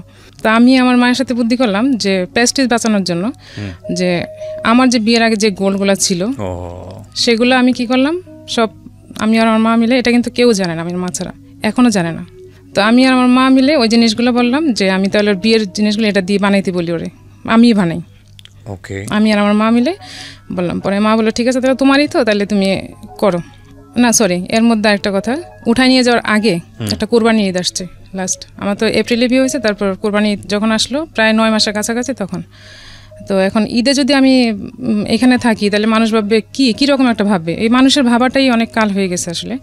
তো এখন সে আমাকে, আমি বলতেছি তাহলে আমরা কি করতে পারি বলো, এখন এক কাজ করো, তাহলে তুমি বাড়িতে বলো যে আমরা দেশে যাই ঈদ করতেছি, আমার আব্বা আম্মা বলছে ওকে দেশে নিয়ে যেতে। তো সেটা বলে সে আমাকে তার মেসে নিয়ে আসলো ঈদ করার জন্য রাতেবেলা। সে তখন কাঁঠাল বাগান থাকে, মেসে থাকে, মেসে সবাই চলে গেছে, মানুষের মুখের কথা থেকে বাঁচার জন্য আপনারা এই কাজটা সেটা করলাম। তো বলতেছে ঠিক আছে তাহলে চলো মেসে আমরা ওইখানে ঈদ করি। তো সে মেসে নিয়ে আসলো কাঁঠাল বাগানে ঈদ করার জন্য। তো এখানে তো তার তো টাকাও নাই, সে তো চাকরিও নাই, তার সে কি বাজার করবে, কি বা কি জবও চলে গেছে ওই সময়। হ্যাঁ, তখন তার জবও নাই, সে মেসে থাকতেছে ঠিকই কিন্তু তার জব নেই। তো ও একটু উড়নচণ্ডী টাইপের আর কি, যে জব ঠিক মতো করবে ওরকম না। তো মেসে নিয়ে আসছে। সেদিন আমার মেসের পাশে অনেক বড় একটা বিল্ডিং আগুন লাগছে, এখন তো পুরো এলাকা সব জড়ো হয়ে গেছে। আর সবার সাথে আমার রিলেশন হচ্ছে, মানে কন্ট্যাক্ট হচ্ছে যে আমি আমার শ্বশুরবাড়িতে ঈদ করতেছি, ঈদ করতে আসছি। সবাই জানতে যাচ্ছে কেমন শ্বশুরবাড়ি, কি আসে বিষয়। তো ওরা বলছে যে ঠিক আছে 1-2 দিনের জন্য নিয়ে যাও, ঈদ করে আবার দিয়ে যাবে, আবার উঠায় অনুষ্ঠান করে নিয়ে যাবে এরকম। তো আমরা তো মেসে, এখন আমার মানে তখন উঠানোর ডেট ফিক্সড হয়ে গেছে যে আমাকে ডিসেম্বর উঠায় নিয়ে আসবে এরকম। তো তখন আমার খুব গরু মাংস খাইতে ইচ্ছা করছে, মানে কি পরিমাণে খাইতে ইচ্ছা করছে আমি এটা এখনো বলে বোঝাতে পারবো না। কোরবানির ঈদ। তো কোরবানির ঈদ আমার গরুর মাংস খাইতে এত ইচ্ছা করছে, মানে পাগল হয়ে যাবে এখন গরুর মাংস না খাইতে পারলে, এরকম মনে হইতেছিল। তো এখন আমরা গরুর মাংস কোথায় পাবো? ঢাকা শহরে তো আমাদের পরিচিত মামার বাসা, আর আমি তো আমার আত্মীয় বাসা যাইতে পারবো না, কারণ সবাই জানে আমি আমার শ্বশুরবাড়িতে ঈদ করতে গেছি। তো ওর একটা ভাই ছিল, হোটেল সবকিছু বন্ধ। হ্যাঁ, কোরবানি ঈদ তো এরকমই থাকে। তো ওর একটা ভাই ছিল ঢাকায়, ওর ভাইয়ের বাসায় নিয়ে গেল, চলো যাই ওদিকে দেখি ওখানে কিছু হয় কিনা। তো ঈদের দিন আমরা ওখানে গেলাম, যাওয়ার পর দেখি ওখানে যাই দেখি যে ওর ভাই আর ভাইয়ের বউর মধ্যে সম্ভবত কোনো ঝগড়াঝাটি চলতেছে। এগুলো খুবই ইম্পর্টেন্ট। কেন ইম্পর্টেন্ট বলছি, মানুষের ওই যে বিয়ের পরের প্রথম দিককার যে মেমোরিগুলো, যারা বিবাহিত আছেন তারাই আজকের এই ভিডিওটা বা আজকে যারা রেডিওতে শুনছেন তারা বুঝতে পারবেন যে এই মেমোরিগুলো মানুষ সারাটা জীবন রান করে, এবং এগুলো যে কত বড় সমস্যা হয় সাংসারিক জীবনে আনথিঙ্কেবল। বলেন। দেন ওখানে যাই দেখলাম যে ওখানে পজিশন ভালো না, তো ওখান থেকে চলে আসলাম। মাংস তো আর খাওয়া হলো না আমার। 2 দিন পর আমি বললাম যে আমি বাড়ি যাবো, এখন বলবো যে আমি এখান থেকে চলে আসছি, ঈদ তো চলেই গেছে, এখন বাড়ি আসবো। বাড়ি আসলাম, আমাদের বাড়িতে কোরবানি দেওয়া হয়। এখন আইসে আমি মাংস খাইতে পারলাম না, মাংস মধ্যে আমার একটা গন্ধ পাচ্ছি, আমি খাইতে পারতেছি না মাংস। আমার চাচা আসছে, ওই চাচাটা আমাদেরকে খুব আদর করে, মানে ফ্রেন্ডের মতো। আইসে উনি ভাত মাখাইছে, মাখানোর পরে মাংস দিয়ে ভাত মাখাইছে আমাকে দিছে, আর আমি বাইরে যে বমি করতে শুরু করছি যে আমি আর এখন আর গরু মাংস খাইতে পারতেছি না, তো আর খাইতে পারিনি মাংস। এর মধ্যে আমার কনসিভ হয়ে গেছে। হ্যাঁ, আর তো ও নিয়ে গেছে আমাকে উঠায় ডিসেম্বরে, মানে কনসিভ হয়ে গেছে তখন সে আমাকে উঠায় নিয়ে গেছে ওদের বাড়িতে। হ্যাঁ, বিয়ের কয় মাস পরে গেলেন? বিয়ের 9 মাস পর। 9 মাস পর, আচ্ছা। তো সে তার ওই বুদ্ধিটা খাটাই, ওই যে বুয়া বলছিল যে মেয়েকে আটকাইতে হলে তোমাকে কিছু করতে হবে, হ্যাঁ এটাই ছিল তার প্ল্যান। তো যাই হোক, এখন তো কনসিভ হয়ে গেছে, তো উঠায় নিয়ে যাওয়ার পর ওখানে ছিলাম মনে হয় 4 দিন না 3 দিন ছিলাম। তারপরে আমার ভাইয়া আবার যাই আমাকে নিয়ে আসছে ওখান থেকে। তো আমি তো ওখানে থাকবো না, এমনি তো থাকার মতো ওইরকম প্রিপারেশন হয় না। তারপর ওর চাকরি এখানে, আর আমার যেহেতু উঠায় নিয়ে গেছে, এখন তার ওখানে থাকার দরকার নেই, বাড়িতে এসে ছিলাম। তো তখন থেকে সে আর বাড়িতে যাওয়ার কথাও বলে না, ঢাকায় যাওয়ার কথাও বলে না, কিংবা আমি বাসা নিচ্ছে তুমি আসো এরকম কিছু বলে না। কোথায় রেখেছে আপনাকে? আমাদের বাড়িতে। আবার যখন এই যে বিয়ের 2 দিন পর যখন নিয়ে আসলো আমাকে, আবার তখন নিয়ে এসে এখন আর সে এখানেই আসা যাওয়া করে, বাট সে বাসা নিচ্ছে না। এখন আমার মা আমার ফ্যামিলি বাসা নেওয়ার মতো সামর্থ্য ছিল ওর, তো জব তখন জব করতেছে একটা, তখন জব করছিল, আচ্ছা করতেছে তখন, তো বাসা নিচ্ছেও না, কিছু বলতেছে না। আমার মা তো বলতে পারে না তুমি মেয়েকে নিয়ে যাও, এটা তো মুখের উপর বলা যায় না। কেমন লাগে? হ্যাঁ, কেমন লাগে শুনতে। তা আমি মাঝে মাঝে বলতাম যে তুমি বাসা নাও বা কিছু, তখন সে বলছে ঠিক আছে বাসা নিব না। তো আমিও তাকে একটু জোর দিয়ে বলছি যে বাসা নাও, আমি আর এখানে থাকবো না, কারণ এখানে থাকলে জিনিসটা ভালো দেখা যাচ্ছে না। সবাই আমাকে প্রশ্ন করে যে তোমার হাজবেন্ড বলছে ঢাকায় রাখবে, থাকবা। আর সবাই জানে আমাদের ফ্যামিলিতে যে আমার খুব ভালো জায়গায় বিয়ে হয়েছে, আমার খুব মোটামুটি ভালো জায়গায় বিয়ে হয়েছে। পরে বাসা নিল না, তারপর সে বলছে ঠিক আছে আমি বাসা দেখবো। তারপর আমরা রায়ের বাগে একটা বাসা নিলাম, এক রুমের একটা বাসা, টিনের চাল দেওয়া যে বাসাগুলো থাকে ওরকম একটা বাসা নিচ্ছে। তো বাসায় তো কিছুই নেই, থাকবো কিভাবে? জাস্ট একটা তোষক নিয়ে, না একটা চৌকি, ওই যে মেসেজে চৌকিগুলো ইউজ করে। 2002-এ বিয়ে হয়েছে, এটা 2003-এর ঘটনা, প্রথম দিকে। তো বাসা নিচ্ছে, ওখানে একটা জাস্ট একটা চৌকি ছিল, চৌকিতে একটা তোষক মতো, সে আগে যে মেসেজে বাসা যেটা ইউজ করতো, খাট না চৌকি, ওগুলো ওখানে নিয়ে আসছে। ওখানে তো কিছু কিছু জিনিসপত্র আমার ছোট ভাই আমাকে দিয়ে গেছে বাড়ি থেকে, যে নতুন সংসার হাঁড়ি পাতিল টাতিল যা লাগবে এগুলো সে মা পাঠাই দিচ্ছে। তো মা তো বিষয়টা জানে মোটামুটি, আমি তো মার সাথে শেয়ার করছি, আমার তো আর কারোর সাথে শেয়ার করার মতো ছিল না। তো মা বাড়ি থেকে সবকিছু পাঠাই দিত, যা যা দরকার লাগতো, চাল থেকে ধরে সবকিছু এরকম পাঠাই দিত, ছোট ভাইকে দিয়ে পাঠাই দিছে। তো তখন অনেক গরম, যখনটা শুরু হয়েছে তখন অনেক গরম, যে সময়টাতে আমি বাসা নিচ্ছি। বাসায় এত গরম ছিল, রাতে ঘুমাইতে পারতেছিলাম না গরমের জন্য, না ছিল ফ্যান, না ছিল মশারি। এখন কাঁথা গায়ে দিলে মশা, গরম লাগছে, মশা কামড়াচ্ছে মশারি ছাড়া। তো এরকম পরিস্থিতির মধ্যে ছিলাম। তো এর মধ্যে ভাই একদিন আসলে হঠাৎ করে দুপুরবেলায় আমাকে ফোন দিয়ে, আসার পর ফোন ছিল না আমার কাছে, ভাই হঠাৎ করে আসছে। ভাই যখন ঘরে এসে বসছে তখন ভাই অঝরে ঘামতে শুরু করছে। তখন ভাই বলতেছে এই ঘরে কীভাবে থাকতেছিস তুই? ভাইয়ের সাথে সাথে ফ্যান আর মশারি এগুলো কিনে দিয়ে গেছে আমাকে, যাক ফ্যান মশারি দিয়ে গেছে। তো আমি মোটামুটি একটু রিল্যাক্স হয়েছি। তখন কিন্তু আমি কনসিভ করা অলরেডি 3 বা 4 মাস সম্ভবত। তো এই বাসায় জানতো বিষয়টা। তো তখন আমি 4 মাস, আর বাসাটা নিচে 1 মাস এখানে ছিলাম। জানি এই বাসাতে আর থাকতে পারতেছি না, কি জন্য জানি না। জানি না, পরিবেশটা তো ভালো না। আর যে ঘটক ছিল, যে ওনার এক ভাই ছিল সেই এলাকাতেই কাছাকাছি, তো ওনার আবার ফ্ল্যাট বাসা ছিল, তো উনি 1 রুম সাবলেট দিছে আমাদেরকে। তো ওখানে আবার 1 মাস বাসায় ছিলাম। তো ওখান থেকে সে জব করে, আমি আপনার লেখাপড়া বন্ধ হয়ে গেছে? হ্যাঁ, তখন তো আমার লেখাপড়া বন্ধ হয়ে গেছে অলরেডি। বাসায় যখন সে আমাকে রেখে অফিসে যায়, আমি সারাদিন ঘুমাই, তখন আমি শুধু ঘুমাইতাম, আর ও রাতে আসার আগে রান্না করতাম, খাইতাম। তারপর একদিন হঠাৎ করে তার ট্রাঙ্ক থাকে না মেসের বাসায়, এরকম ট্রাঙ্ক ছিল একটা, ট্রাঙ্কের মধ্যে তার সার্টিফিকেট দেখতে পেলাম আমি। আর তার মধ্যে আবার তার বোন যখন আমাদের বাসায় ছিল, তখন আমি ওকে বলছিলাম একদিন, ওই যে আমার ভাই বলছিল যে ও লেখাপড়া কতটুকু জানে না, তখন আমি আমার ভিতরে হলো যে একটা লোক লেখাপড়া কতটুকু করে, তো এলাকার লোক জানার কথা, এলাকার লোক না যে তার চাচা আইডিয়া তো থাকবে। তখন ওর বোনকে জিজ্ঞেস করেছিলাম তোর ভাই লেখাপড়া কতটুকু করছিল, তো বলছে ভাইয়া তুমি ম্যাট্রিক পাস করছে এখান থেকে, আর ঢাকায় যে লেখাপড়া করছে কিনা আমি জানি না। তাহলে জিনিসটা তো পুরোই ডাউট মনে হয়েছে। তো আমি তার সার্টিফিকেট যেগুলো দেখলাম, তার ওটুক সার্টিফিকেটই দেখছি, এসএসসি, আর বাকিগুলো দেখছি শুধু ফটোকপি। আপনি ইন্টারমিডিয়েট পাস করে বিয়ে করেছেন? হ্যাঁ, আমার ইন্টারমিডিয়েট না, আমি পাস করতে পারিনি তখন, মানে আপনি পরীক্ষা দিচ্ছিলেন এরকম পরীক্ষা, হ্যাঁ এমন মোমেন্টে পরীক্ষা হয়েছে। তো আমি সার্টিফিকেট যেগুলো দেখলাম একটাই শুধু অরিজিনাল সার্টিফিকেট দেখলাম, আর বাকিগুলো শুধু ফটোকপি করা দেখলাম ওগুলো, আর বাকিগুলো দেখিনি। তাই আমি একদিন জিজ্ঞেস করলাম যে তোমার সার্টিফিকেট একটা, বাকিগুলো কোথায়? পরে বলতেছে আছে। আমি বলতে তুমি আমার সাথে মিথ্যা কথা বলছো, তোমার সার্টিফিকেট নাই। সেই জিনিসটাকে হাসি উড়াই দিল। তা আমি এটা আমি ভাইকে বলছি, ফ্যামিলিতে বলছি যে ওইরকম লেখাপড়া করে নাই, কিন্তু বলছি লেখাপড়া করছে। পরে ভাই বলছে না আমি তো ওর সার্টিফিকেট দেখছি, ওই যে ফটোকপি দেখছি, ভাই তো আর জানে না যে এগুলা ভুয়া হইতে পারে। আমাদের তো এরকম টেন্ডেন্সি ছিল না যে ভুয়া জিনিস দিয়ে এরকম কিছু করতে পারে বা কিছু। তো ওগুলো ওরা বলছে যে না আমি দেখছি, ওর কাছে চাকরির জন্য অ্যাপ্লাই করছে, ওগুলো তো দেখছি। তো ওইটা আমার সাথে স্বীকার করলো না। তো এখন আর কি বলবো, এখন বেশি ছড়াইতে গেলে জিনিসটা আমার উপরই আসতেছে, কারণ আমার হাজবেন্ড, তারপর আমার এদিকে আমার বাচ্চা হবে অলরেডি, এগুলো তো আমি কারোর সাথে বলে আমার প্রেস্টিজে লাগতেছে। এখন আমিও কারোর সাথে আমিও চুপ হয়ে গেলাম, আমি আর কিছু বলছি না, যে তো জব করতেছে করুক। তো ওখানে 1 মাস ছিলাম, থাকার পরে আবার ভাইয়া বলতেছে তোদের এত প্রবলেম, তো ঠিক আছে আমি তো ঢাকায় বাসা নিব, আমি ঢাকায় থাকি, তুই এক কাজ কর আমাদের সাথে থাক দুজনেই, আর বাসা ভাড়াটা যা লাগে আমি দেবো, ওকে বল চাকরি করে যা করবে সব যেন ও এখন জমায় নিতে পারে, এখন তোদের কোনো খরচ লাগবে না, আমি থাকবো যেহেতু আমার সাথে থাকবে। তো ভাই একটা বাসা নিল, ওই বাসায় আমরা উঠলাম। তো ওই 2 মাস ছিলাম ওর সাথে বাইরের বাসায়। তারপরে এই বাসায় আসলাম, আসার পর ও চাকরি আবার চলে গেছে, ও শুধু ঘুরতেছে খাইতেছে, কারণ ভাইয়া সব করতেছে, ভাই প্রতিদিন বাজার টাজার যায়, এভরিথিং যা লাগে খুব অড লাগে না দেখতে, বিষয়টা লাগে না সেটাই। এখন সে সব করতেছে, তাকে আমি বলেছি আমি জব করো চেষ্টা করবো কিছু, ও চেষ্টা তো করতেছে, না হলে কি করবো, ও হচ্ছে গা ছেড়ে দিয়ে চলা আর কি এরকম। তো এর মধ্যে যখন আমার 8 মাস বেবি হবে, তখন হঠাৎ করে একদিন উধাও হয়ে গেছে। আমার ভাইয়ার যে ড্রয়ার ছিল টাকা রাখার, সেখান থেকে টাকা নিয়ে সে চলে গেছে। কোথায় গেছে তার কোনো খবর নেই, কারণ তখন তো মোবাইল ছিল না, আর সে কারোর সাথে যোগাযোগ করে না। যাওয়ার পর আমি এতটাই মেন্টালি অসুস্থ হয়ে গেছিলাম যে আমি এখন কি করব, মানে কাকে বলবো, কি করব। ভাইয়া ছিল, ভাইয়াকে বলছি, ভাইয়া তো জানি যে ভাইয়ের কাছে এরকম গেছে, তখন ওরে খুঁজে পাওয়ার তো কোনো ওয়ে নেই, যে কোথায় খুঁজে পাবো কিছু। তো ওদের বাড়িতে জানানো হলো ওকে খুঁজে পাওয়া যাচ্ছে না, ওকে বাড়ি গেছে কিনা কি আসলে, না ওখানেও যায়নি, সে আমাদের সাথে কারোর সাথে যোগাযোগ করেছে না। আমি অজরে কান্নাকাটি করতেছিলাম যে আমি এরকম কখনোই দেখিও নাই, শুনিও নাই কোনো দিন, আর আমার এরকম পরিস্থিতি সে কীভাবে এরকম একটা কাজ করলো, সে কি মরে গেল, তাকে কেউ নিয়ে মেরে ফেললো, মানে এইসব চিন্তা ভাবনার ভিতরে, যে সে নিজে থেকে পালাই গেছে কিংবা সে ইচ্ছা করে যোগাযোগ করতেছে না, এটা আমার ভিতরে, হ্যাঁ এটা আমার ভিতরে কাজ করতেছে না, করতেছে যে সে তাকে কোনো বিপদে পড়লো কিনা, কিছু হইলো কিনা, আমি এখন কি করব, এরকম অজরে কান্নাকাটি করতেছি। প্রায় 15 দিন পর, মেবি 15 দিন না 12 দিন পর সে যোগাযোগ করলো। যোগাযোগ করে সে, তখন তো তাকে পাওয়াটা হয়েছে আমাদের কাছে সবচেয়ে বড় ইস্যু, যে তাকে খুঁজে পাওয়া গেছে এটা। সে আসলো বাসায়, তো ভাইয়া তার সাথে রাগ করে কথা বললো না। তো আমি জিজ্ঞেস করলাম কই গেছিলাম, কী করছো? পরে বলে যে চাকরি খুঁজতেছিলাম, চাকরি খুঁজতেছে এই সেই, মানে কিছু বললে সেটাকে এড়াই যেত। তো এটা তো আমাকে না বললে আমি জানবো না সে কোথায় গেছিল, কী করতেছিল। তো গেলো, ফার্স্ট টাইম এটা গেল।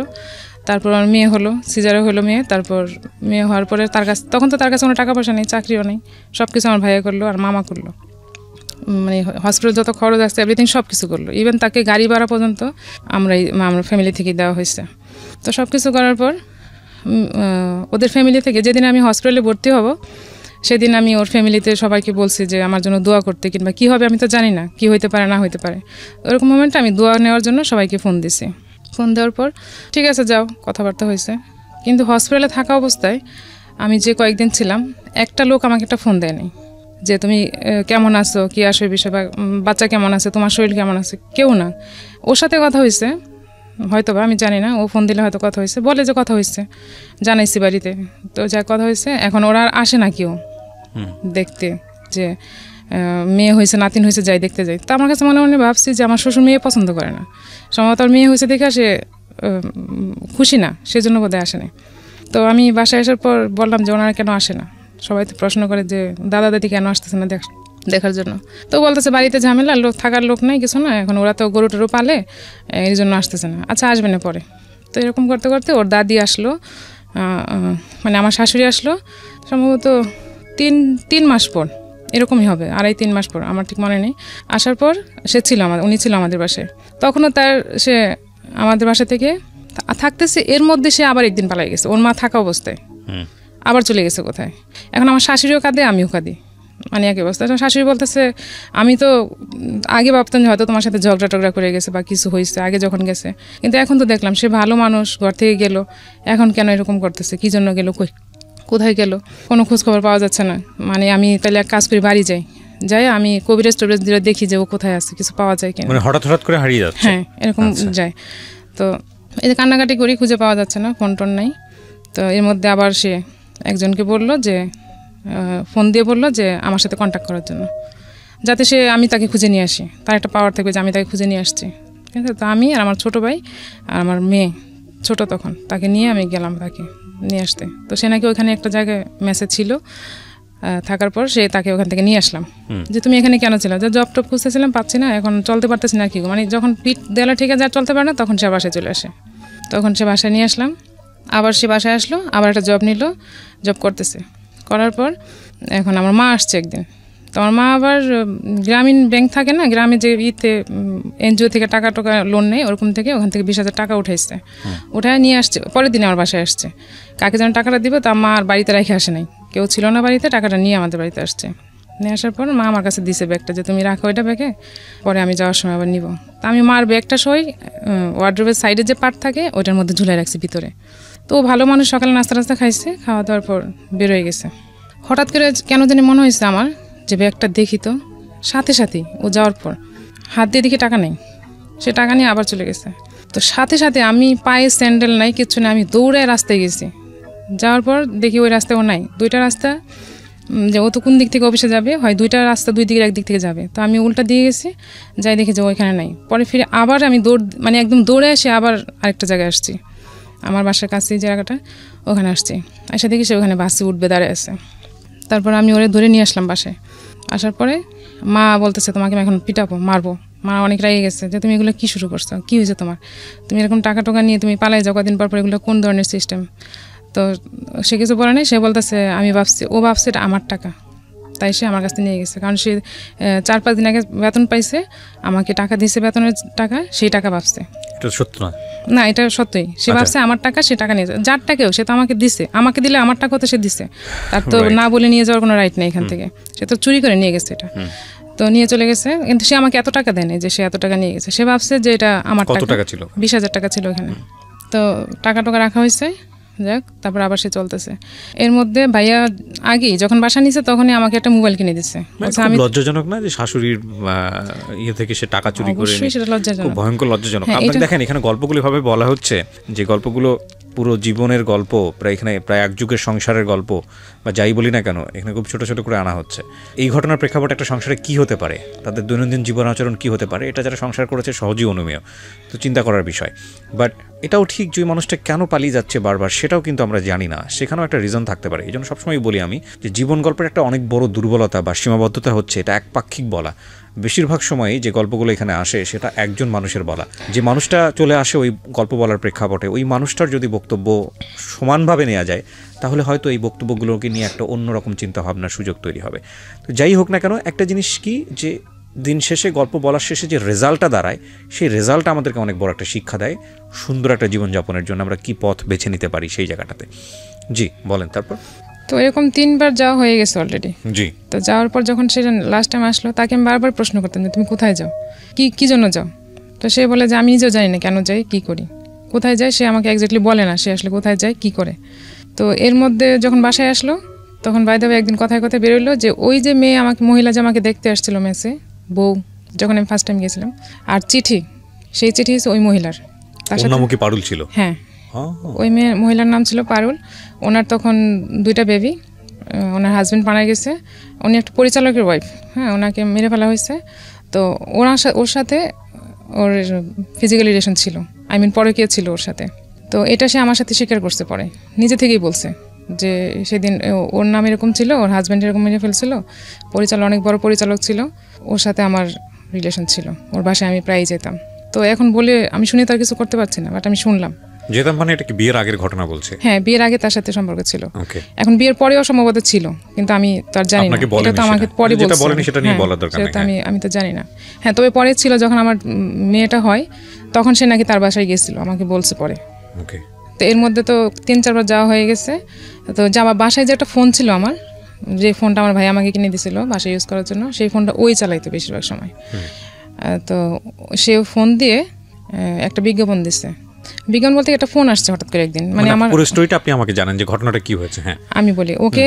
ও আমাকে যখন বাসায় যখন এরকম ঝামেলা চলতেছিল তোর সাথে, তারপর আমি ওর কাছ থেকে মোবাইলটা নিয়ে নিছি, যেহেতু এটা তো আমার ভাই আমাকে কিনে দিছে, তুমি ইউজ করার দরকার নেই, আমাকে দিয়ে দাও মোবাইল। তো সে রাগ করে আমাকে মোবাইল দিয়ে দিছে। তো সেদিন রাতে একটা ফোন আসছে একটা মহিলার, ফোনের পাশে মহিলা আমাকে বলতেছে আপনি কে? বলছে আপনি কে? পরে বলছে যে এই মোবাইলটা যার আমি তাকে চাই। এই মহিলা আমাকে বলতেছে, আমি বলছি মোবাইলটা আমার। বলছে না এই মোবাইল তো আপনার না, আমি তো অন্যজনের সাথে কথা বলছি মোবাইল দিয়ে। হ্যাঁ, তো ওর নাম বলতেছে। পরে আমি বলতেছি হ্যাঁ ওনার সাথে আপনার কিসের রিলেশন? পরে বলতেছে আপনি ওনাকে জিজ্ঞেস করেন। বলছে ওনাকে জিজ্ঞেস করবো না, আপনি আমাকে বলেন। পরে বলতেছে ওনাকে ফোন দেন। পরে আমি বলছেন ওনাকে দেওয়া যাবে না, আপনি আমাকে বলেন, আমি ওনার ওয়াইফ। পরে বলতেছে আপনি ওয়াইফ মানে? উনি তো কয়েকদিন আগে আমাকে পেপারে বিজ্ঞাপন দিচ্ছে পাত্রী চাই বলে, তাহলে আপনার ওয়াইফ থাকলে উনি কেন এরকম বিজ্ঞাপন দিল? আপনার হাজব্যান্ড কীরকম? পরে আমি বলছি আমি তো এই ব্যাপারে জানি না যে ও কেন দিচ্ছে বা কী আসে বিষয়, আপনি কি ওনার সাথে কথা বলেন? তো হ্যাঁ উনি তো আমাকে বলছে উনি বিয়ে করবে। তো আমি বলছি আচ্ছা ঠিক আছে, আমি তো জানি না, তো আমি যখন ফোন দিবে তখন আপনি আমাকে কথাগুলো বলবেন। আচ্ছা ঠিক আছে, আপনি কীভাবে এই লোকের সাথে সংসার করতেছেন যে এই লোক আপনার সাথে এত বড় প্রতারণা করতেছে? তো আমি এটা নিয়ে বাসায় একটু ঝগড়াঝাটি করছি। ঝগড়া বলতে আমি ওরা জিজ্ঞেস করছি যে কে? তো বলে যে না তুমি ভুল শুনছো, অন্য কিছু বা কিছু, আমি এরকম কিছু বলিনি, ভুল হয়তো হয়েছে। তো আমি মহিলাকে ফোন দিই, তো মহিলার ফোন টোন ধরেনি, সম্ভবত এর মধ্যে কথা হয়ে গেছে মহিলার সাথে যে তুমি আর ফোন দিও না। ও বলছে যে আমার ভাবি, ওটা ও বলছে মহিলাকে যে আমার ভাবি ফোন দিয়েছে তোমার সাথে দুষ্টামি করে এরকম বলছে। আচ্ছা আচ্ছা। তো মহিলা বিশ্বাস করছে ঠিক আছে ভাবি মনে হয় ফাজলামি করছে বা কিছু। তো এই ব্যাপারটা আমি আর পরে কিছু জানতে পারিনি। তো আমি যখন ভালো করে দোষে তখন বলছে যে না আমি এমনি দুষ্টামি করছি, আসলে সেরকম কিছুই না। তো আমি ফোনটা তো তখন টোটালি নিয়ে নিছি ওর কাছ থেকে। নিয়ে আনার পরে আমি আর তার কোনো কিছু এর মধ্যে জানতে পারলাম না। তো এর মধ্যে সে আরও কয়েকবার এরকম গেছে। তো যাওয়ার পরে এখন কি করব কিছুই বুঝতে পারতেছি না যে আমি এখন কি করা উচিত। না কিন্তু তখন তো আপনার সন্দেহ তীব্র হওয়ার কথা যে হ্যাঁ সন্দেহ তো হয়েছে, পুরা কেস আপনি জেনে গেছেন, আগে একটা স্টোরি ছিল, এর মধ্যে পাত্রী চাই নামে একটা ঘটনা ঘটলো। এখন তো এরপরে যখন এই ধরনের হঠাৎ করে উধাও হয়ে যেত, নিশ্চয়ই বাড়ি ফেরার পরে খুব শান্ত পরিবেশ থাকতো না? হ্যাঁ না থাকতো না। ঝগড়াঝাটি করতেন? হ্যাঁ ঝগড়াঝাটি বলতে ওরকম কি তাকে আমি জিজ্ঞেস করতাম, কথা বলতাম না, কিংবা তার সাথে আমি মারামারি তর্ক করতে যাইতাম না, জাস্ট আমি জিজ্ঞেস করতাম যে কেন তুমি আমার সাথে। তার সাথে আমার বিহেভটাও তো ভালো ছিল না তখন, আর তার প্রতি আমার রেসপেক্ট একদমই উঠে গেছে তখন, যে সে কন্টিনিউ আমার সাথে এরকম করতেছে। আর আমি বারবার সে এসে মাপ চাচ্ছে যে না আমি নেক্সট টাইম আর করবো না, এইবারই শেষ, আর করবো না, যা হয়ে গেছে মাপ করে দাও, এরকম বলতো। তো আমিও সরল মনে মাপ করে দিতাম যে না আর বোধহয় এরকম করবে না। এরকম করতে করতে 12 বার হয়ে গেছে অলরেডি 8 বছরের মধ্যে, তাকে আমি খুঁজে পাইতাম না। তো এর মধ্যে বড় ভাই বিয়ে করে ফেলছে, আলাদা বাসা নিয়ে চলে গেছে, আমিও আলাদা বাসা নিচ্ছি আলাদা করে। তখন সে 2006-এ খুব ভালো একটা জব হয়েছে, গুলশানি অফিস ছিল, ওখানে জব করতেছে, অবস্থা ভালো স্যালারি ছিল, সব কিছু ভালো ছিল। তখন এর মধ্যে আবার আরেকটা মেয়ের সাথে এইভাবেই পাত্রী চাই বলেই আরেকটা মেয়ের সাথে রিলেশন হয়ে গেছে অলরেডি। এটা আমার কান পর্যন্ত আসে নাই যে ওটার সাথে সে কন্টিনিউ করতেছে। তো একদিন শবে বরাতের পরের দিন সকালবেলা আমাকে বলতেছে আমি একটু বাইরে দাওয়াত আছে আজকে এক জায়গায়। তো খুব বোরে, শবে বরাতে সবাই তো রেস্টে থাকে, অফিস সব কিছু বন্ধ, আর সবাই তো নামাজের পরের দিন ঘুমায়, তোমাকে এত সকালে কে দাওয়াত দিল? পরে বলতেছে তোমার সন্দেহ হইলে তুমি মেয়েকে বলতেছে আমার মেয়েকে ওকেও সাথে দাও, আমি ওকে সাথে করে নিয়ে যাচ্ছি।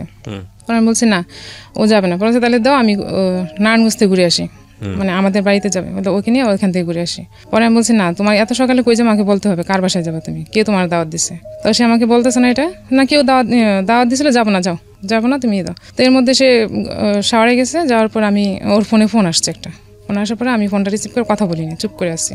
চুপ করে আসার পর দেখে একটা মেয়ে কথা বলতেছে, হ্যালো তুমি কখন বেরোবা, এরকম বলতেছিল। তখন তো আমার সন্দেহ আরও বেড়ে গেছে যে মেয়ে মানুষ সাথে সকালে ফোন দিয়ে ওকে যেহেতু বলছে, তাহলে তো অবশ্যই সে কোথাও ডেটিংয়ে যাবে, আমি সন্দেহ করবো দেখে মেয়েকে সাথে নিতে চাইছে। তো আমি আর দেইনি ওকে। তো আমি এটা নিয়ে ভালো করে ধরছি যে আমি এখন ফোন দিব, তুমি কথা বলবা, কি বলে আমি শুনবো, তাইলে বুঝতে পারবো যে তুমি আসলে কিছু করতেছো না। তখন যখন ফোন দিছে তখন মেয়েটা ওরে বলতেছিল যে আমি তো বের হয়েছি, তুমি কখন বেরোবা, কখন আসবা মিট করতে। কারণ সে তো বাধ্য হয়েছে আমার কথা শুনে যে কি হতে পারে পরে বাসার মধ্যে চিন্তা করে দেখেন। তখন তো আমার বাসায় মোটামুটি ঝগড়া চলতেছে, আমি বাসা থেকে বের হয়ে গেছি। আমি জীবনে কোনোদিন এত কাহিনী হয়েছে আমি বাসা থেকে কখনো বেরোই নাই। কারণ সে আমাকে বলছিল প্রথম দিন বলতে মানে বিয়ের পর সে আমাকে বলছিল যে বিয়ের আগে কি হয়েছে না হয়েছে আমি কিছু জানতে চাইবো না কোনোদিন, কিন্তু বিয়ের পরে যেন কেমন কিছু না থাকে, আর ঝগড়া করে কখনো বাসা থেকে বেরোতে পারবে না। তা আমার ফ্যামিলি তো কখনো আমাকে সাপোর্ট দিবে না যে ঝগড়া করে বাসা থেকে বের হয়ে যাব, আমার ফ্যামিলি আমাকে সাপোর্ট দিবে না কখনোই, এটা আমি জানি। তো আমি সেদিন মিরপুর ছিলাম তখন বাসা, ওখান থেকে আমার মামি আছে একটা ওখানে থাকে, ওনার বাসায় চলে গেছিলাম রাগ করে, মেয়েকে রেখে চলে গেছিলাম। তো সে আর সারাদিন আমাকে ফোন দেয় নাই, ইভেন সে আমাকে খোঁজ নিতেও যায় না যে আমি আসলে কোথায় গেলাম, একটা ফোনও আসে না। সারাদিন অপেক্ষা করার পর আমি মামাতে বোনকে বললাম তুই একটু ফোন দিয়ে জিজ্ঞেস কর যে আপু কোথায় আসছে। তো সে বুঝে গেছে যে আমি ওখানেই আছি। তো সে উল্টা ওকে বলে দিছে যে আমি এখন মেয়েকে নিয়ে জিনাইদে চলে যাব, ওরে ওখানে রেখে এসে আমি যা করার করবো। মানে সে আমাকে ভয় দেখাচ্ছে মেয়ে, মানে এটা আমার দুর্বল পয়েন্ট, সে খুব ভালো করে জানে। তো সে মেয়েকে দূরে নিয়ে চলে যাবে, তাহলে তো আমার সাথে দেখা হবে না, আমি মেয়েকে ছাড়া থাকতে হবে। তো আমি আবার রাতে একাই চলে আসছি বাসায়, এসে আমি আর ওর সাথে কথাটা তো বলিনি, ওরকমই চলতেছে, শান্ত পরিবেশ, ওর সাথে কোনো ওরকমই হইতেছে না। তারপর আমি ওই মেয়েটার নাম্বারটা নিলাম, নেওয়ার পর আমি একজনকে লাগাইলাম যে মেয়েটা কে, তাকে বের করতে। তো মেয়েটাকে সে এরকম কথাবার্তা বলে মেয়েটার ডিটেলস বের করছে। বের করার পর সে একদিন ওই মেয়ের সাথে দেখা করতে যাবে, মানে আমার হাজব্যান্ড দেখা করতে যাবে। সেদিন সেও বলছে, ওই মেয়েটাও বলছে যে ও কার সাথে দেখা করতে যাবে, কখন দেখা করতে যাবে। তো সেই অনুযায়ী আমিও গেছি, সে মৌচাকে আসবে দেখা করতে মেয়েটা, আমিও গেছি। তো যে লোকটাকে আমি লাগাইছি সেও আমাকে লোকেশন দিয়েছে, সে অমুক জায়গায় ওরা বসছে, আপনি যান। তো আমি যখন মেয়ে ছোট, মেয়েকে নিয়ে গেছি, তো আমি আবার মৌচাকে ড্রেস বানাতাম তখন, তো ওখানে গেছি। যাওয়ার পরে এখন ও আমাকে দেখে ফেলছে দূরে থেকে, আমি ওকে দেখার আগে ও আমাকে দেখে ফেলছে। আমাকে দেখে সাথে সাথে ওরা দুজনে 2 ভাগ হয়ে গেছে, ভাগ হয়ে পরে চলে আসছে। তো আমি দেখি নাই, কিন্তু আমি যাকে লাগাইছিলাম ওদের বের করার জন্য, সে আমাকে বলছে ও তো ওই ব্যাংকের গলিতে ছিল, আপনি দেখেন নাই কেন। পরে যাই হোক আমি আন্দাজে ওকে বলছি এসে যে তুমি ওখানে কি করতে গেছো, কি জন্য গেছো, তুমি তো ওখানে যাওয়ার কথা ছিল না, তুমি কার সাথে ছিলা। ওই মেয়েটার নাম, মেয়ের বয়স কত তখন? তখন সে ছোট, তখন তার বয়স হবে 3 বছর হবে। তখন আপনার সংসারের বয়স সর্ব সকলে 3.5 থেকে 4 বছর। হ্যাঁ, 4 বছরে তো যতগুলো আপনি এভিডেন্স পেয়েছেন, মানে আপনার কথা যদি সত্য হয়ে থাকে, তাহলে এই 4 বছরই তো আপনার সিদ্ধান্ত নিয়ে ফেলার কথা যে ওই যে আমি কি করব, আমার মেয়েটা বাবা ছাড়া হবে, এই জিনিসটা আমার মেয়েটার, এটা আমার বেশি ভিতরে কাজ করছে। আজকে যে গল্পটা এখানে প্রচার করছি, এটা শুধু একজনের স্টোরি না, এটা অনেক কমন একটা স্টোরি, অনেক কমন একটা স্টোরি। আমরা আমাদের সন্তানদের জন্য কত বড় স্যাক্রিফাইস করি সেটার একটা স্টোরি। বাট প্রশ্ন হচ্ছে যে এই স্যাক্রিফাইসের রেজাল্টটা কি দাঁড়ায়, এবং বিশেষ করে সন্তানদের কথা ভেবে আমি সবসময় আপনাদেরকে যে কথাটা বলি, রেডিওতে যারা শুনছেন, একই সাথে যারা ইউটিউবে দেখছেন, যে যখন সন্তান দুনিয়াতে চলে আসে তখন আসলে আর নিজের ব্যক্তিগত চিন্তাভাবনা করার সুযোগটা সেকেন্ডারি হয়ে যায়, নট সেটা ম্যান্ডেটরি। বিকজ আপনি একটা মানুষকে পৃথিবীতে নিয়ে এসছেন with the name of almighty Allah. তো সেই মানুষটাকে আপনি, সে তো আপনার আদ্যপান্ত জেনে আসেনি, হ্যাঁ, তাকে আপনি নিয়ে আসার প্রসিডিউর মেনটেন করেছেন বলেই সে দুনিয়াতে এসছে। তার লাইফের রেসপন্সিবিলিটি কিন্তু আপনার, এবং আপনি কতটা ভালো থাকলেন, কতটা মন্দ থাকলেন, সেটা আসলে তার লাইফের ওপরে যেন কোনোভাবে ইফেক্ট না করে। সো ওই জায়গাটা থেকে বাবা মারা অনেক বড় স্যাক্রিফাইস করেন, অনেক বড় স্যাক্রিফাইস করেন। মূল কথা হচ্ছে যে স্যাক্রিফাইসেরও তো একটা এন্ডিং পয়েন্ট আছে, যে এর বেশি আর করা যায় না। তো যখন একটা মানুষ বুঝেই যায় যে একটা মানুষের সঙ্গে সারা জীবন থাকা মানে হচ্ছে সেটা সন্তানেরও ক্ষতি, কিংবা আমার তো ক্ষতি পরেই অবশ্যই আছে, তাহলে সেটা কত লেভেল পর্যন্ত স্যাক্রিফাইস হতে পারে, সেটা একটা বড় প্রশ্ন। আজকের এই জীবন গল্পের ডাইমেনশনটা হচ্ছে এই জায়গাটাতে, যে কারণেই আপনাকে আমি প্রশ্নটা করছিলাম।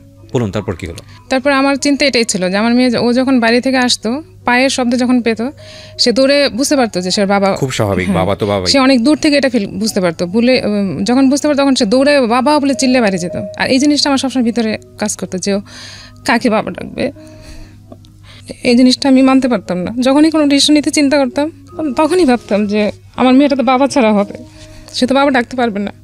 এইটা ফ্যামিলির সন্তানরা আসলে জানে যে এটা আসলে কতটা পেইনফুল।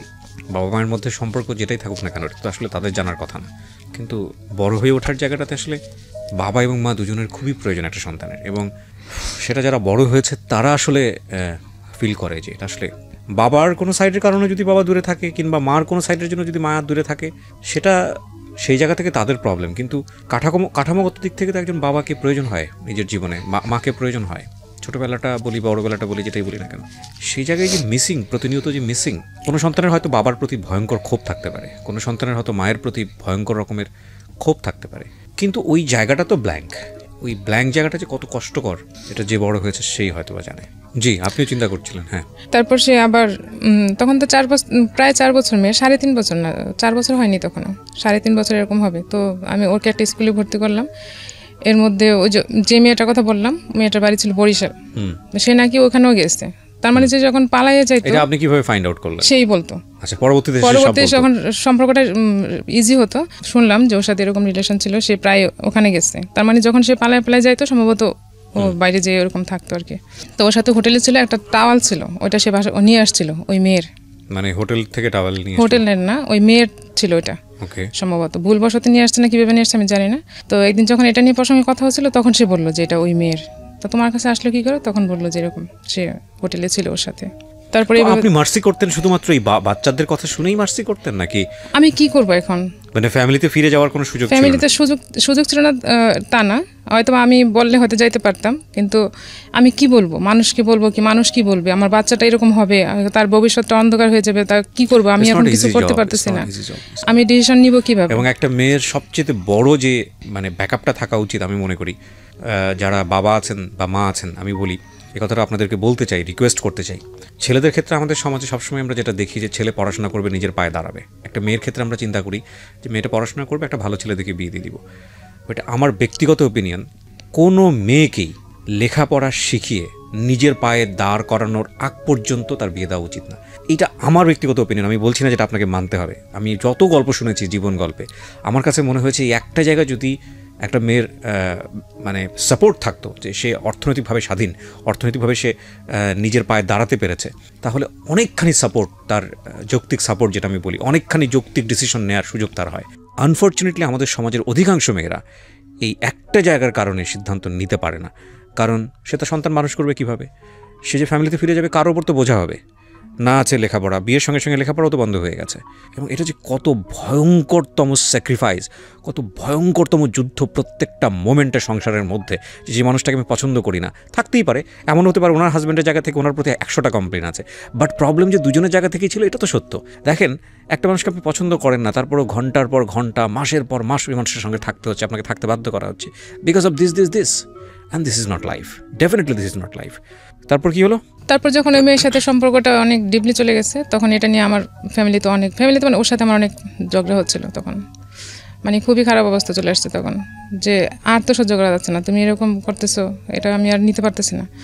তখন সে আবার আমাকে ব্যস্ত রাখার জন্য, আর সে আবার আগের অবলম্বন, মানে আবার আমি কনসেপ্ট করলাম, আমার ছেলে আসলো পেটে, আমি বুঝতে পারিনি আসলে। মানে আপনি যখন একটা সিদ্ধান্ত নেবেন তখন আপনাকে ধরে রাখার জন্য, তখন সে আবার সে আমাকে পরে বলতো যে আসলে তোমাকে ব্যস্ত রাখতে চাইছি যাতে আমার দিকে নজর দিতে না পারো, এরকম বলতো।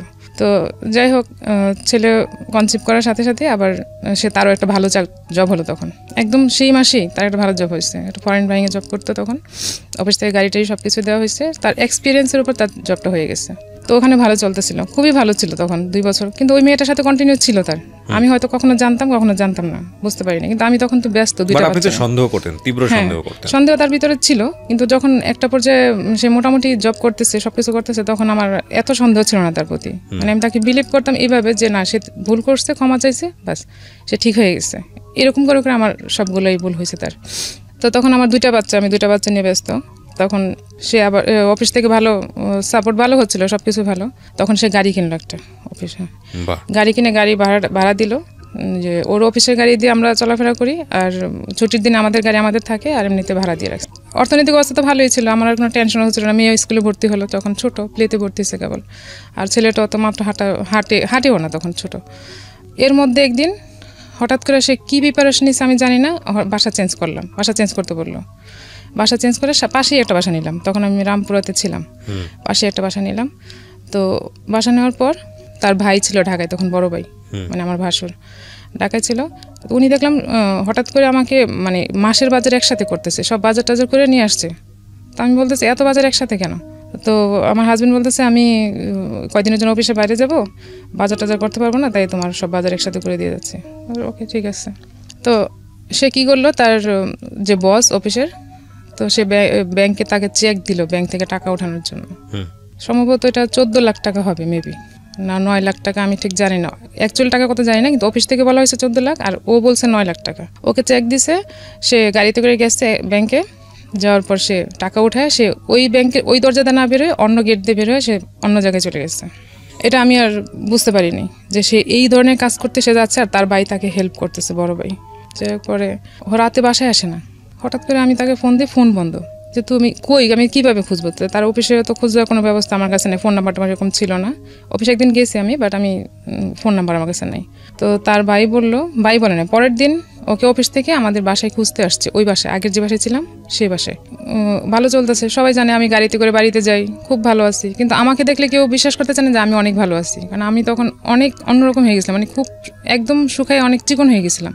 মানে আমাকে দেখলে অনেকে বলতো যে তোমাকে দেখলে তো মনে হয় না হ্যাপি, মানে যারা আমাকে খুব পছন্দ করতো আর কি, তারা বলতো যে তুমি তো, তোমার দেখলে তো মনে হয় না তুমি অনেক হ্যাপি। পরে আমি আবার প্রতিবাদ করতাম এইভাবে যে মানুষের গায়ে মাংস থাকলে কি হ্যাপি হয়? যাই হোক চলতেছিল ভালো, তো টাকা সে তো মেরে চলে গেল। ওইখান থেকে মামলাও হয়েছে অফিস থেকে, তো অফিস থেকে লোক এসে তার বাসায় খুঁজে পায়নি, কারণ বাসা তো অলরেডি ছেড়ে দেওয়া হয়েছে। বাসা যে বাসা অ্যাড্রেস দেওয়া ছিল ওগুলো ছেড়ে দেওয়া হয়েছে বাসা। তার এরকম প্ল্যান ছিল বলেই বাসাটা ছাড়া হয়েছে সম্ভবত। অফিসের আমাদের যে গাড়িটা ছিল ওইটা ওই অফিসে ভাড়া দেওয়া ছিল। এই টাকাটা চুরি করার কি কোনো প্রয়োজন ছিল? মানে আপনার বাড়িতে তো এখন সবকিছুই ছিল। হ্যাঁ, এখন ওই যে সে গাড়ি কিনছে, গাড়িটার যে লোন ছিল সে ওটা হাঁপায় উঠতেছিল। আমি গাড়িটা কেনার জন্য কি আপনি কোনো চাপ দিয়েছিলেন? না, আমি তাকে বারবার বলছি গাড়ি কেনা না, সে এটা এখনো স্বীকার করে যে আমি তাকে এগুলো নিষেধ করছিলাম, আর এগুলো না করলে সে ভালো থাকতো, হয়তো এরকম হইতো না। তো সে গাড়িটা যখন ভাড়া দিছে তখন গাড়িটার লোন প্রচুর হয়ে গেছে, কিন্তু তার সেরকম গাড়ি কেনার মতো পজিশন এখনো হয় নাই। সে কেন এত বড় রিস্ক নিতে গেল? লোন নিয়ে কেন গাড়ি কিনতে হবে এত?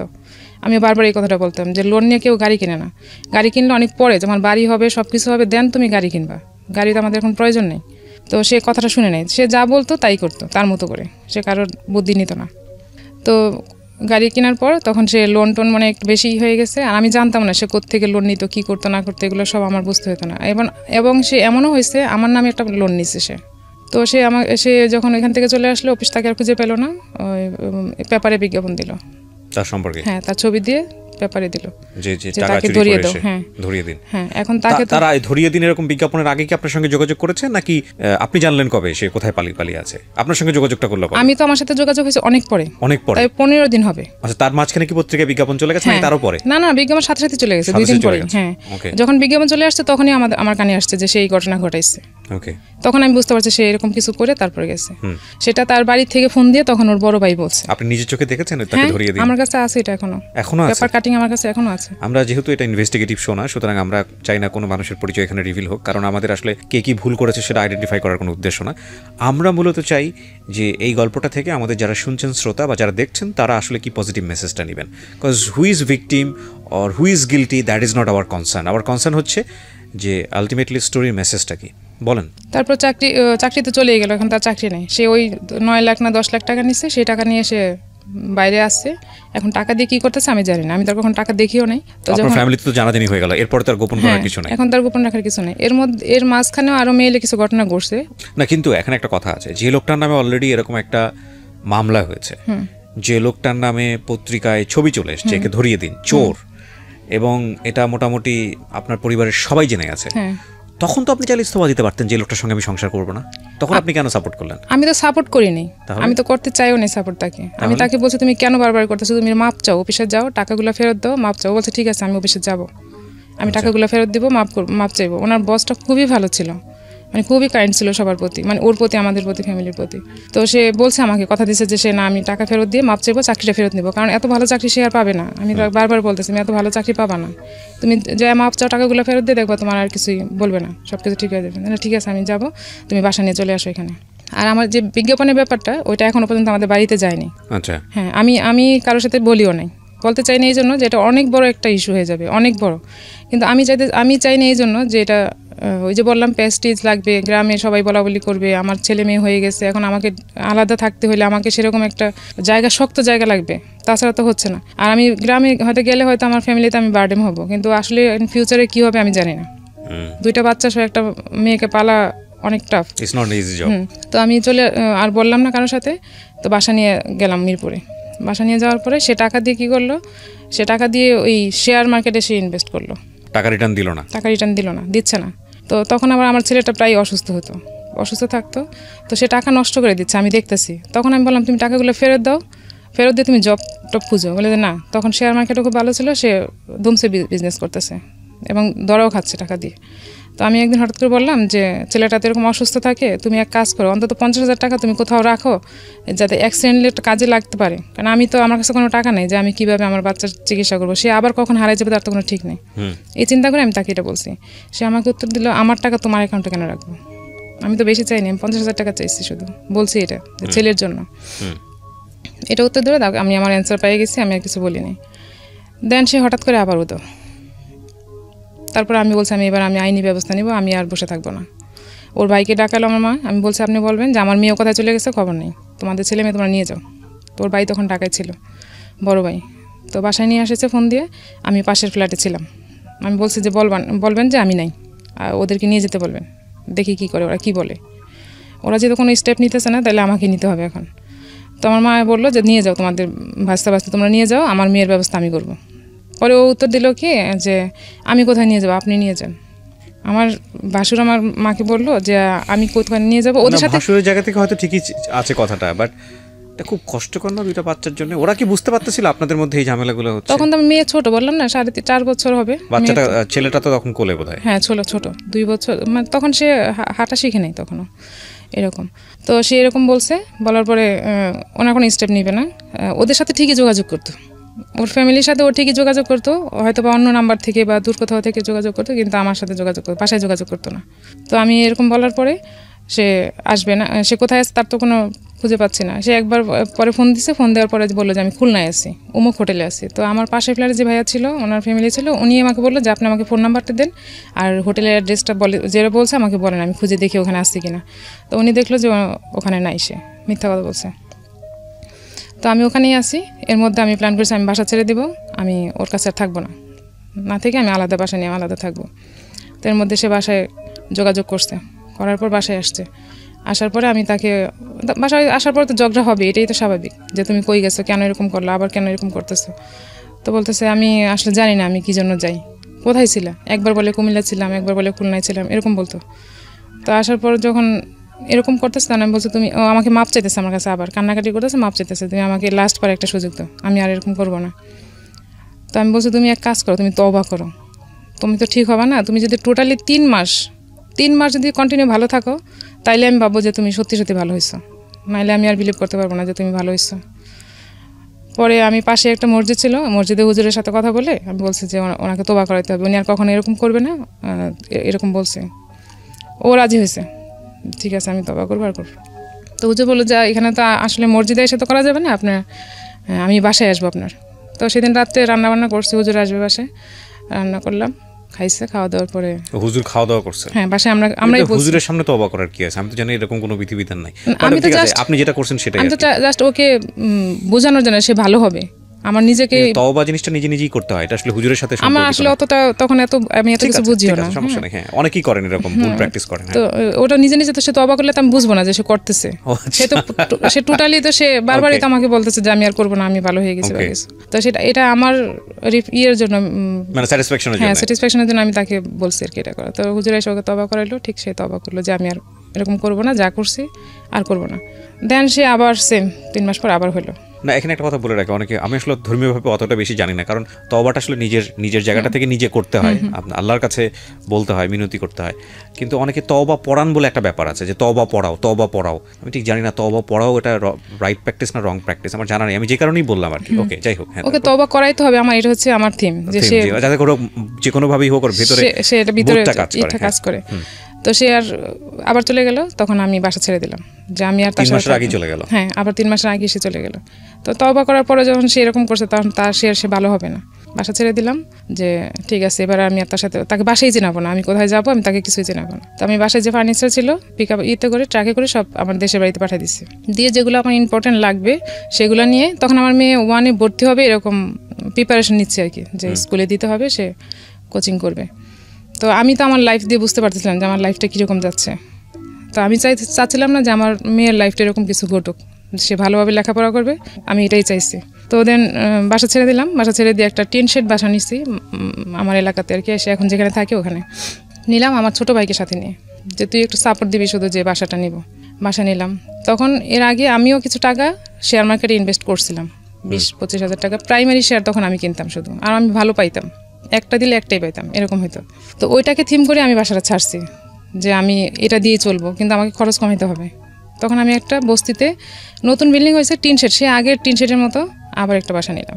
ওখানে নেওয়ার পর আমার ছেলেটা তখন কথা শিখছে মোটামুটি ভালোই, এখন সে বাইরের পরিবেশ দেখলে তো সে ওদের সাথেই মিশবে, কি হবে না হবে, বস্তি এলাকাতে কীরকম হয় জানাই আসছে। তো আমি কী করলাম, আমার এই ছোটো ছেলেকে আমার মার কাছে পাঠিয়ে দিলাম, যে আপনি ওকে বাড়িতে রাখেন, আমি মেয়েকে কোচিং করাবো, আর আমি একটু বিজনেস সাইডে একটু টাইম দিয়ে দেন ওকে তো কোচিং করাইতে হবে 2 লাখ মেয়েকে।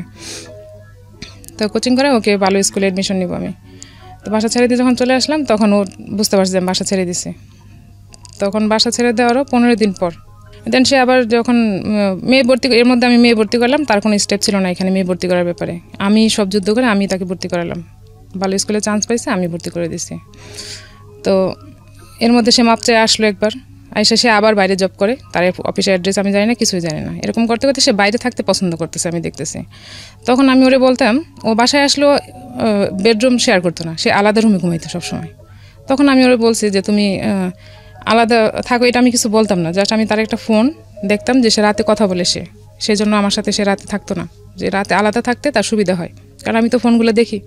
তো একদিন ফোন নাম্বার একটা পাইছি, একটা ছেলের নাম্বার দিয়ে সেভ করে রাখছে। তো ওই নাম্বারটা আমি জাস্ট ফোন দিচ্ছি ওর মোবাইল থেকে, কথা বলিনি, শোনার জন্য যেটাকে আসলেই ছেলের নাম্বার না মেয়ের নাম্বার। তখন দেখলাম ওর পাশ থেকে মেয়ে, তাছাড়া আমি লাইনটা কেটে দিচ্ছি। তো কেটে দেওয়ার পর আমি আর ওটা কিছু বলিনি। বলার পর সে চলে গেল বাসা থেকে, জবের উসিলা দিয়ে সে বাইরে, যে সপ্তাহে একবার আসে কিংবা 15 দিনে একবার আসে এরকম।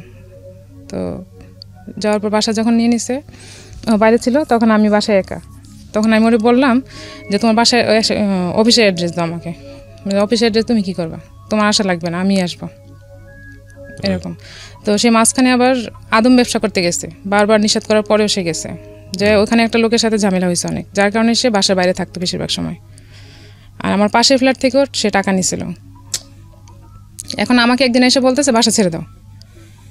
পরে আমি বলছি বাসা কেন ছাড়বো, ওরা টাকা পাবে, তুমি ওদের টাকা দিবে না, এখন তুমি থাকবে না, আমি বাসা ছেড়ে গেলে তো ওরা আমাকে এখানে হ্যারাসমেন্ট করবে, ওরা প্রতিদিন তোমার কথা জিজ্ঞেস করে টাকা দেওয়া লাগবে, তাহলে আমি কীভাবে দিব টাকা, কিংবা আমি কী করবো, ওরা আমাকে আটকাবে না যাওয়ার সময় যে টাকা দিয়ে যান, তো আমি কীভাবে কী বলবো। পরে বলছে না কিছু হবে না, তুমি বাসা ছেড়ে দাও। বলছে না, তোমার সাথে আমি বাসা ছেড়ে আর কোথাও যাবো না, কারণ আমার মেয়ে অলরেডি অ্যাডমিশন হয়ে গেছে স্কুলে, ক্লাস 3-তে তখন সে উঠছে কেবল। তো সেদিন আমি বাসা ছাড়বো না বলে সে আমাকে মারতে গেছে, আমার মা ছিল বাসায়, মারতে গেছে আমাকে, মারে নাই যদিও, কিন্তু মারতে গেছিলো। তো সে বলছে যে ঠিক আছে, আমি আর কোনো খরচ টরচ দিব না তোমাকে, আমার সাথে যদি না যাও তাহলে আমি বাসায় খরচ দিব না। সে তার দুর্বল পয়েন্ট ছিল এটা আমার, যে আমি একা চলতে পারবো না, তার কাছে আমি যাবোই আবার। তো আমি আর যাইনি। অনেক দিন পর সে আমার মোবাইলে একটা ফোন আসছে, ফোন আসার পরে আমাকে অনেকবার ফোন দিয়েছে, আমি বাসায় ছিলাম না। তো ওই ফোনটা যখন আমি বাসায় আসছে, আবার আসছে, আসলে একটা মহিলা কণ্ঠ, আমাকে বলতেছে আপনার হাজব্যান্ড কোথায়। আচ্ছা আমার হাজব্যান্ড কোথায়, ওটা আমি কীভাবে বলবো, আপনার কী দরকার, আপনি কে। পরে বলতেছে আপনার হাজব্যান্ড আমার জিনিসপত্র নিয়ে সব পালাইছে, আমার না সরি আমার বান্ধবীর, এরকম এরকম হয়েছে, ওনাকে দরকার। পরে আমি বলছি আপনার বান্ধবীর সাথে কী রিলেশন, যে সে আপনার বেডরুম থেকে যে আপনার জিনিসপত্র নিয়ে আপনার টাকা পয়সা নিয়ে সে চলে গেছে, ওটার তো অবশ্যই রিজন আছে। আমার বেডরুমে কেউ আসতে হলে তো আমার সেরকম রিলেশন থাকা লাগবে, তাছাড়া তো একটা ছেলে মানুষ আপনার বেডরুমে যেতে পারবে না। পরে বলতেছে না ওর সাথে ভালো সম্পর্ক ছিল, সে এরকম টাকা পয়সা নিয়ে হঠাৎ করে এসে চলে গেছে, তাকে আর খুঁজে পাওয়া যাচ্ছে না। পরে আমি যখন এটাকে আর বেশি প্রশ্রয় দিচ্ছি না, যে আপনি রিয়েল কথা বলেন তাইলে আমি বলতে পারবো, আর আমার সাথে ওর সাথে যোগাযোগ নেই, অ্যাকচুয়ালি এর সাথে আমার যোগাযোগ ছিল না, টোটালি যোগাযোগ ছিল না। তারপর সে আমাকে বলতেছে, মহিলাটা আমাকে বলতেছে যে ওনার বাসার অ্যাড্রেস দেন, বাড়ির অ্যাড্রেস দেন। বলছে বাড়ির অ্যাড্রেস আমি দেবো কেন, আপনার সাথে রিলেশনকে আগে আমাকে বলেন, দেন আমি আপনাকে চিন্তা করবো যে দিব কিনা। পরে সে বলে না এক পর্যায়ে বাধ্য হয়েছে বলতে যে আমার সাথে এরকম, আমার বান্ধবীর সাথে ওনার বিয়ে হয়েছে।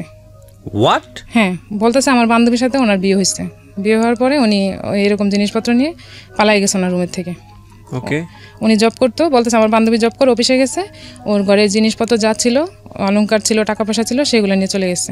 তো আমি বলছি এটা তো আমার দেখার বিষয় না, বিয়ে তো আপনারা করছেন, এখন অ্যাড্রেসও আপনারা খুঁজে বের করেন, আমি এই ব্যাপারে কিছু বলবো না। তখন আমি এটা স্বীকার, আমি বিয়ে করছেন যে এটা কি প্রুফ আছে, আমাকে প্রুফ দেখাইতে হবে। আর প্রুফটা আমি এই জন্য চাইছি আমি সবাইকে যাতে দেখাইতে পারে যে সে আসলে কি পর্যায়ে যাইতে পারে। তখন সে অস্বীকার করবে তা না হলে, তো সে কাবিননামাটা নিয়ে আমার সাথে দেখা করতে আসছে। সত্যি সত্যি বিয়ে করছে? সত্যি সত্যি বিয়ে করছে। সে আমাকে কাবিননামাটা নিয়ে ওই মহিলা আমার সাথে দেখা করতে আসছে। না কিন্তু এখানে কথা আছে, যেহেতু আপনার ঠিকানা তারা পেয়েছে, তার মানে তার আমার ঠিকানা পায়নি, আমার ফোন নাম্বার ঠিক আছে, কিন্তু ওরা কি জানতো যে ওনার আগে একটা বউ আছে, জেনে শুনেই বিয়ে করেছে? হ্যাঁ জানতো, কিন্তু সে নাকি বলছে, মহিলা আমাকে বললো, সে নাকি বলছে যে আমার বউর সাথে ডিভোর্স হয়ে গেছে আর বাচ্চারা ওখানে থাকে, আমি সব খরচ টরচ দিই। হ্যাঁ, আর আমাকে ও বলছে যে তাহলে ফ্যামিলি অ্যাড্রেস দাও, মহিলা বলছে, আর ও বলছে যে না বাসা থেকে আমার ত্যায্য করা হয়েছে, বাড়ি থেকে আমাকে ত্যায্য করা হয়েছে, এখন ওরা কোনো টাকা পয়সা, ওদের সাথে আমার কোনো রিলেশন নেই। তো মহিলাটাও একটু বয়স হয়ে গেছিল মোটামুটি, যার জন্য মহিলা ওকে হয়তো কোনো রিজন ছাড়াই বিয়ে করছে। আপনারা যারা শুনছেন তারা একটা জিনিস খেয়াল করবেন যে এগুলো বাড়তেই থাকবে, একের পর এক বাড়তে বাড়তে বাড়তে বাড়তে বাড়তে বাড়তে that goes actually infinity level. মানে আমি বলছি এই কারণেই যে আসলে where you should stop yourself, cause আপনি একটা মানুষের সাথে যদি মনে করেন যে না এর যে টেন্ডেন্সি, তাহলে একে দিয়ে আসলে ভবিষ্যতে করা সম্ভব না, ভবিষ্যতে আসলে টেনে নিয়ে যাওয়া সম্ভব না, তাহলে শুভস্য শীঘ্রম বলে একটা ব্যাপার আছে, যত দেরি করবেন তত বেশি লস। কিন্তু এই যে বললাম যে স্যাক্রিফাইসের লেভেলটাও যদি আপনি অনেক সময় এক্সিড করে ফেলেন, যে স্যাক্রিফাইস তো একটা লিমিট আছে, সেই লিমিটটা যদি আপনি এক্সিড করে ফেলেন তাহলে পুরো লাইফ লং কি আপনি স্যাক্রিফাইস করবেন? পুরো লাইফ লং আপনি কি এটা মেনে নেবেন? একটা কথা আছে, অন্যায় যে করে এবং অন্যায় যে সহ্য করে দুজনেই সমান অপরাধী। তো সেই জায়গাটা থেকে একবার ভুল ভুল, দুইবার ভুল ভুল, এটা গুণীজনেরা বলেন। 3বার ভুল কিন্তু ভুল না, 3বারের ভুল হচ্ছে অপরাধ। উনি যে ইয়েটা বলেছে এখানে 12 বারের মতো বাসা থেকে পালিয়ে যাচ্ছে, আবার টাকা পয়সা চুরি, ব্যাংক, মানে আমি জানি না যে প্রতিষ্ঠানে কাজ করতো সেখান থেকে সে টাকা চুরি করেছে, সেটা পেপারে বিজ্ঞপ্তি আসছে, তারপরেও ওই লোকটার সঙ্গে থাকতে হবে, মানে দ্যাট ইজ কোয়াইট অ্যাবসার্ড। এবং ওই জায়গাটা থেকে কিন্তু আমার যেটা মনে হয় যে ভাঙনটা নিশ্চিত, কিন্তু ভাঙন যদি ভাঙতেই হয় তাহলে এত লেট কেন? প্রমাণ তো অনেক পাওয়াই গিয়েছে, তাহলে আগে কেন সিদ্ধান্ত না? এত লেট কেন হচ্ছে?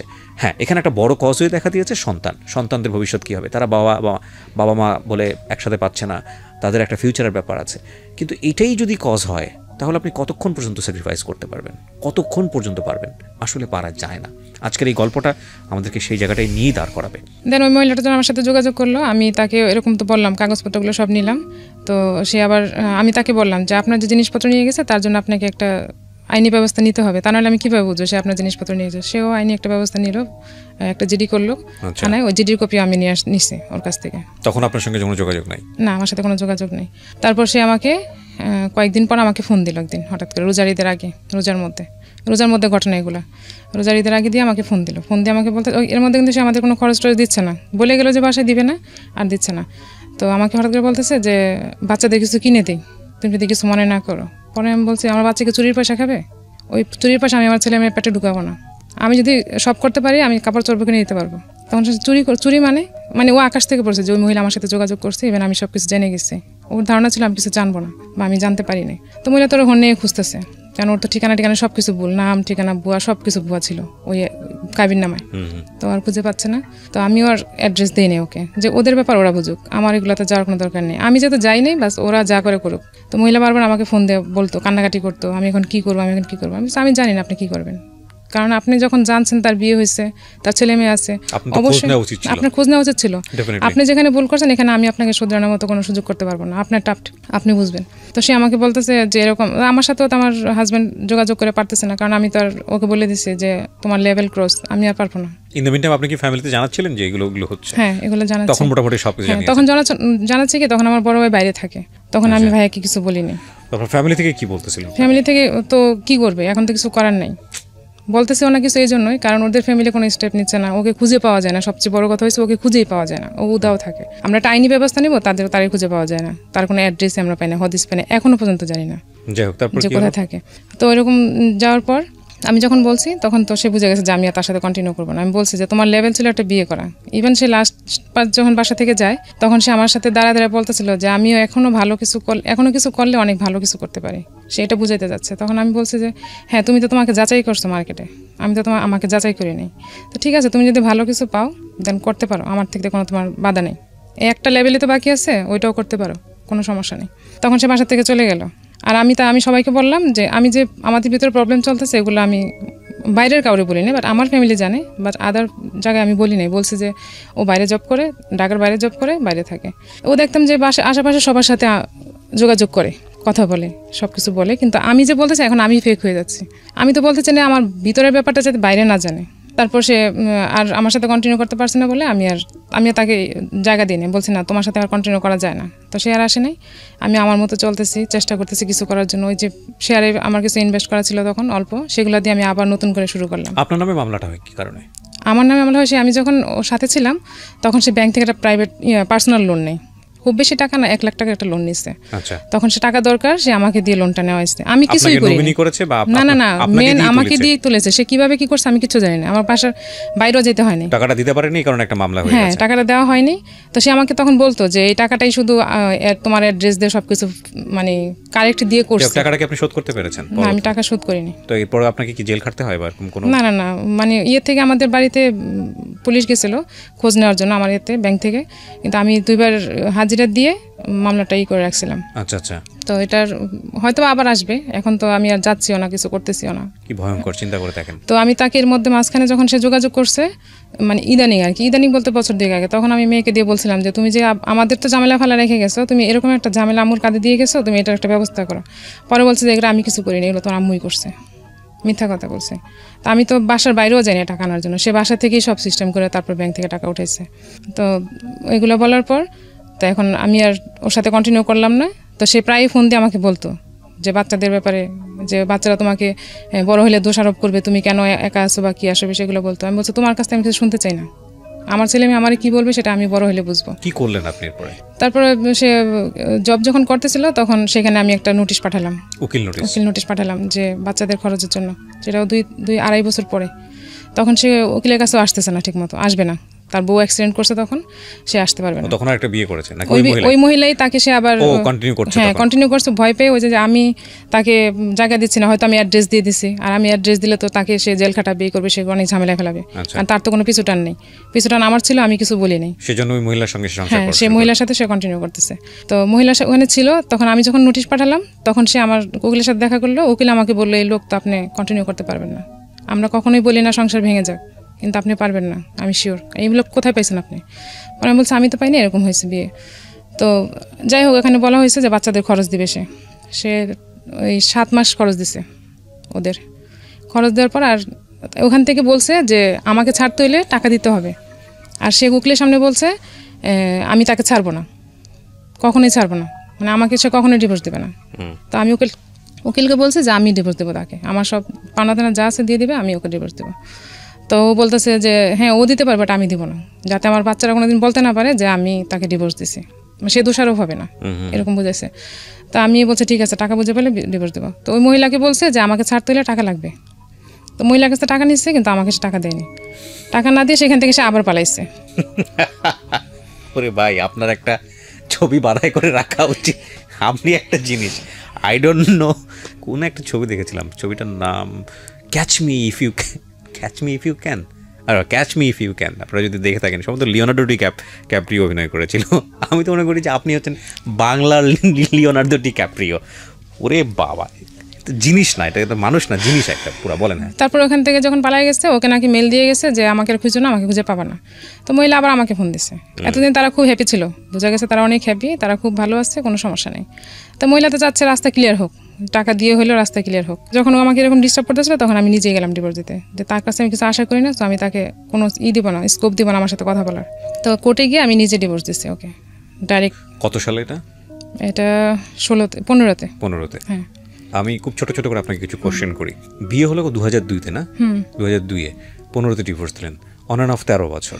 সন্তানদের জন্যই এতদিন আটকে রেখেছিলেন, তো কি হলো, লাভটা কি হলো? কিছুই না, তবে এখন আমার বাচ্চারা আমার সাথে আছে, সেটা আমি জানি, এটাই আমার। আপনার বাচ্চারা সাথে আছে এবং আপনি একটা বুটিক করেন এখন, আমি যতদূর জানি, নিজের পায়ে নিজে দাঁড়িয়েছেন, বাচ্চাদেরকে সাপোর্ট দিচ্ছেন, সংসার চালাচ্ছেন, এবং আপনি বলছেন আপনি আগের তুলনায় আলহামদুলিল্লাহ ভালো আছেন। আপনি শুধু আমাকে একটা জিনিস বলেন, যে এত দেরি করলেন, যে মানুষটাকে অনেক আগেই বোঝা উচিত ছিল। অনেকবার সে ফল্ট করেছে, 2-1 বছরের মধ্যে সে বিয়ের আগে থেকেই ফল্ট শুরু হয়েছে, তো 2-1 বছরের মধ্যে সে যতবার ফল্ট করেছে ততবারই এনাফ ডিসিশন নেওয়ার জন্য ছিল।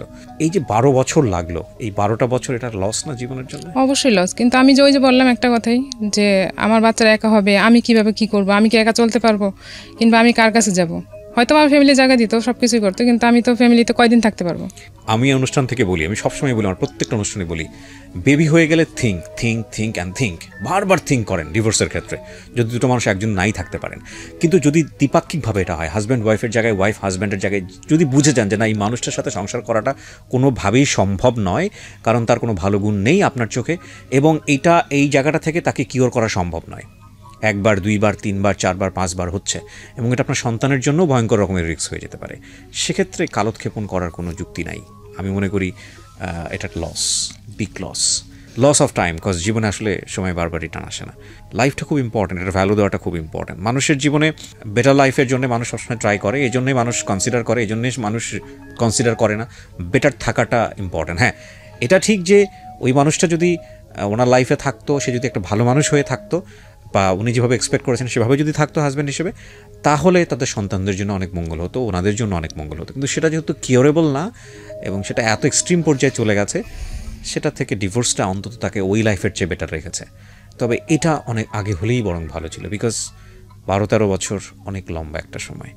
বাট আমি আবারও বলছি, আমাদের এই অনুষ্ঠানের উদ্দেশ্য আপনাকে ইন্সপায়ার করা না এইসব কাজে, কিন্তু যদি আপনি বুঝতে পারেন যে দিস ইজ ফেয়ার এনাফ, তাহলে এ সময় কেন কালক্ষেপণ করবেন? এটা একটা প্রশ্ন, এটা একটা লেসন। তো সন্তানটা মিস করে না তার বাবাকে? সেটা তো আমাকে তারা খোলাখুলি বলে না, কিংবা মেয়েটা খুব একটা পছন্দ করে না তাকে, তার কথাবার্তা আচার আচরণ সে পছন্দ করে না। ওদের সঙ্গে কথা হয় এখন? না, এখন কথা হয় না। মাঝখানে যখন সে আরেকটা জবে ছিল, তখন ওখান থেকে ওইখানে একটা ছিল, গল্প ছিল, আমি বুঝতে পারছি গল্প গেলেই আর আলটিমেটলি এরকমই একটা গল্প হবে। মাঝখানে সে কিছুদিন সে সবকিছু কমপ্লিট করার পর, তার সবকিছু যখন কমপ্লিট করছে, বাড়ি করছে, জায়গাটাকে করছে, তখন সে তার বাবা নাকি বলছে তোমার ছেলে মেয়ের এবার খোঁজ নাও। আপনি যে 2015 সাল থেকে সিঙ্গেল মাদার হিসেবে ফাইট করছেন, আপনি কখনো সেকেন্ড থট দেননি যে আপনার আরেকটা বিয়ে শাদী করা উচিত, নতুন জীবনে? আসলে এভাবে চিন্তা ভাবনা করা হয়নি। হয়নি এই জন্য, কারণ আমার ছেলে মেয়েকে সে কিভাবে নিবে? আসলে কি সে ভালোভাবে নিবে? আমাকে 3 জনকে একরকম দেখতে হবে, পারবে? এরকম ভালো মানুষ পাওয়াটা তো অনেক কঠিন এখন। আপনার রাইট নাও এজ কত? 35-6 এরকম হবে। আপনি কাউকে লাভ করতেন বিয়ের আগে? না, আমি তো সুযোগই পাইনি। আপনাকে কি বললাম? দেখেন কি অদ্ভুত একটা জীবন। 35-36 বছরের একটা মানুষ, সে সুযোগের আগেই এক নতুন জীবনে চলে গেল। প্রত্যেকটা মেয়ের জীবনে একটা ড্রিম থাকে, তার স্বপ্ন থাকে, একটা স্বপ্নের পুরুষ থাকে, তার হাজব্যান্ডকে নিয়ে সে যে চিন্তা করে, সে জায়গায় সে পায়নি। 12-13 বছর ফাইট করেছে একটা আননোন ওয়ার্ল্ডের সঙ্গে। এই সময় দুটো বাচ্চা চলে এসছে, 35-36 বছর বয়স, কোনো কিছু বুঝে ওঠার আগেই সব কিছু শেষ হয়ে গেল। বাচ্চারা তার কাঁধে, এবং এই বাচ্চারা নিয়ে সে ফাইট করছে। এই ভদ্রমহিলাকে যদি আমি জিজ্ঞেস করি 2015 থেকে 2019 পর্যন্ত সোসাইটির কাছ থেকে কতটা ঘাত প্রতিঘাত সহ্য করেছেন, একা মা হিসেবে ফাইট করতে গিয়ে কোন কোন জায়গা থেকে আপনাকে বিভিন্ন রকমের বাজে সিচুয়েশনের মুখোমুখি হতে হয়েছে, আমি definitely sure it has another story, এবং সেটা অনেক বড় একটা গল্প হয়তো বা, সে গল্পে নাই বা গেলাম। এই জন্যই প্রত্যেকটা মোমেন্টে ডু রেসপেক্ট গার্লস, কজ তাদের স্যাক্রিফাইসটা অনেক বড়, হিউজ। সো রেসপেক্ট করেন। আমরা তো সবাই মায়ের পেট থেকে এসেছি, মাকে যেভাবে সম্মান করতে হয়, সে প্রত্যেকটা নারীর মধ্যেই নারী সত্তাটা আছে, মা সত্তাটা আছে। সেই জায়গা থেকে উই শুড রেসপেক্ট দেম। হ্যাঁ, বিকজ এই 35-36 বছরের একটা ছেলে যদি হতো, 90% ক্ষেত্রেই হয়তো বা সে তার সংসার নিয়ে চিন্তা করতো। সেটা কিছু কিছু মানুষ ব্যতিক্রম, সেটা অন্য জিনিস। ডেফিনেটলি একটা ছেলে হয়তো আরেকটা বিয়ে শাদী করে ফেলতো, কিন্তু একটা মেয়ে এটা খুব কঠিন করে না, যে তা না, একটা মেয়ে আসলে খুব কঠিন এভাবে চিন্তা করে, এবং যে কারণেই হয়তো এই মহিলার রেস্ট অফ দ্য লাইফ হয়তো এভাবেই কাটবে। তারপর আরেকটা জীবন, সন্তানরা, ছেলেটা তাকে কতটুকু দিল, মেয়েটা তাকে কতটুকু দিতে পারলো, সেখানেও হয়তো একটা হাহাকার থাকে।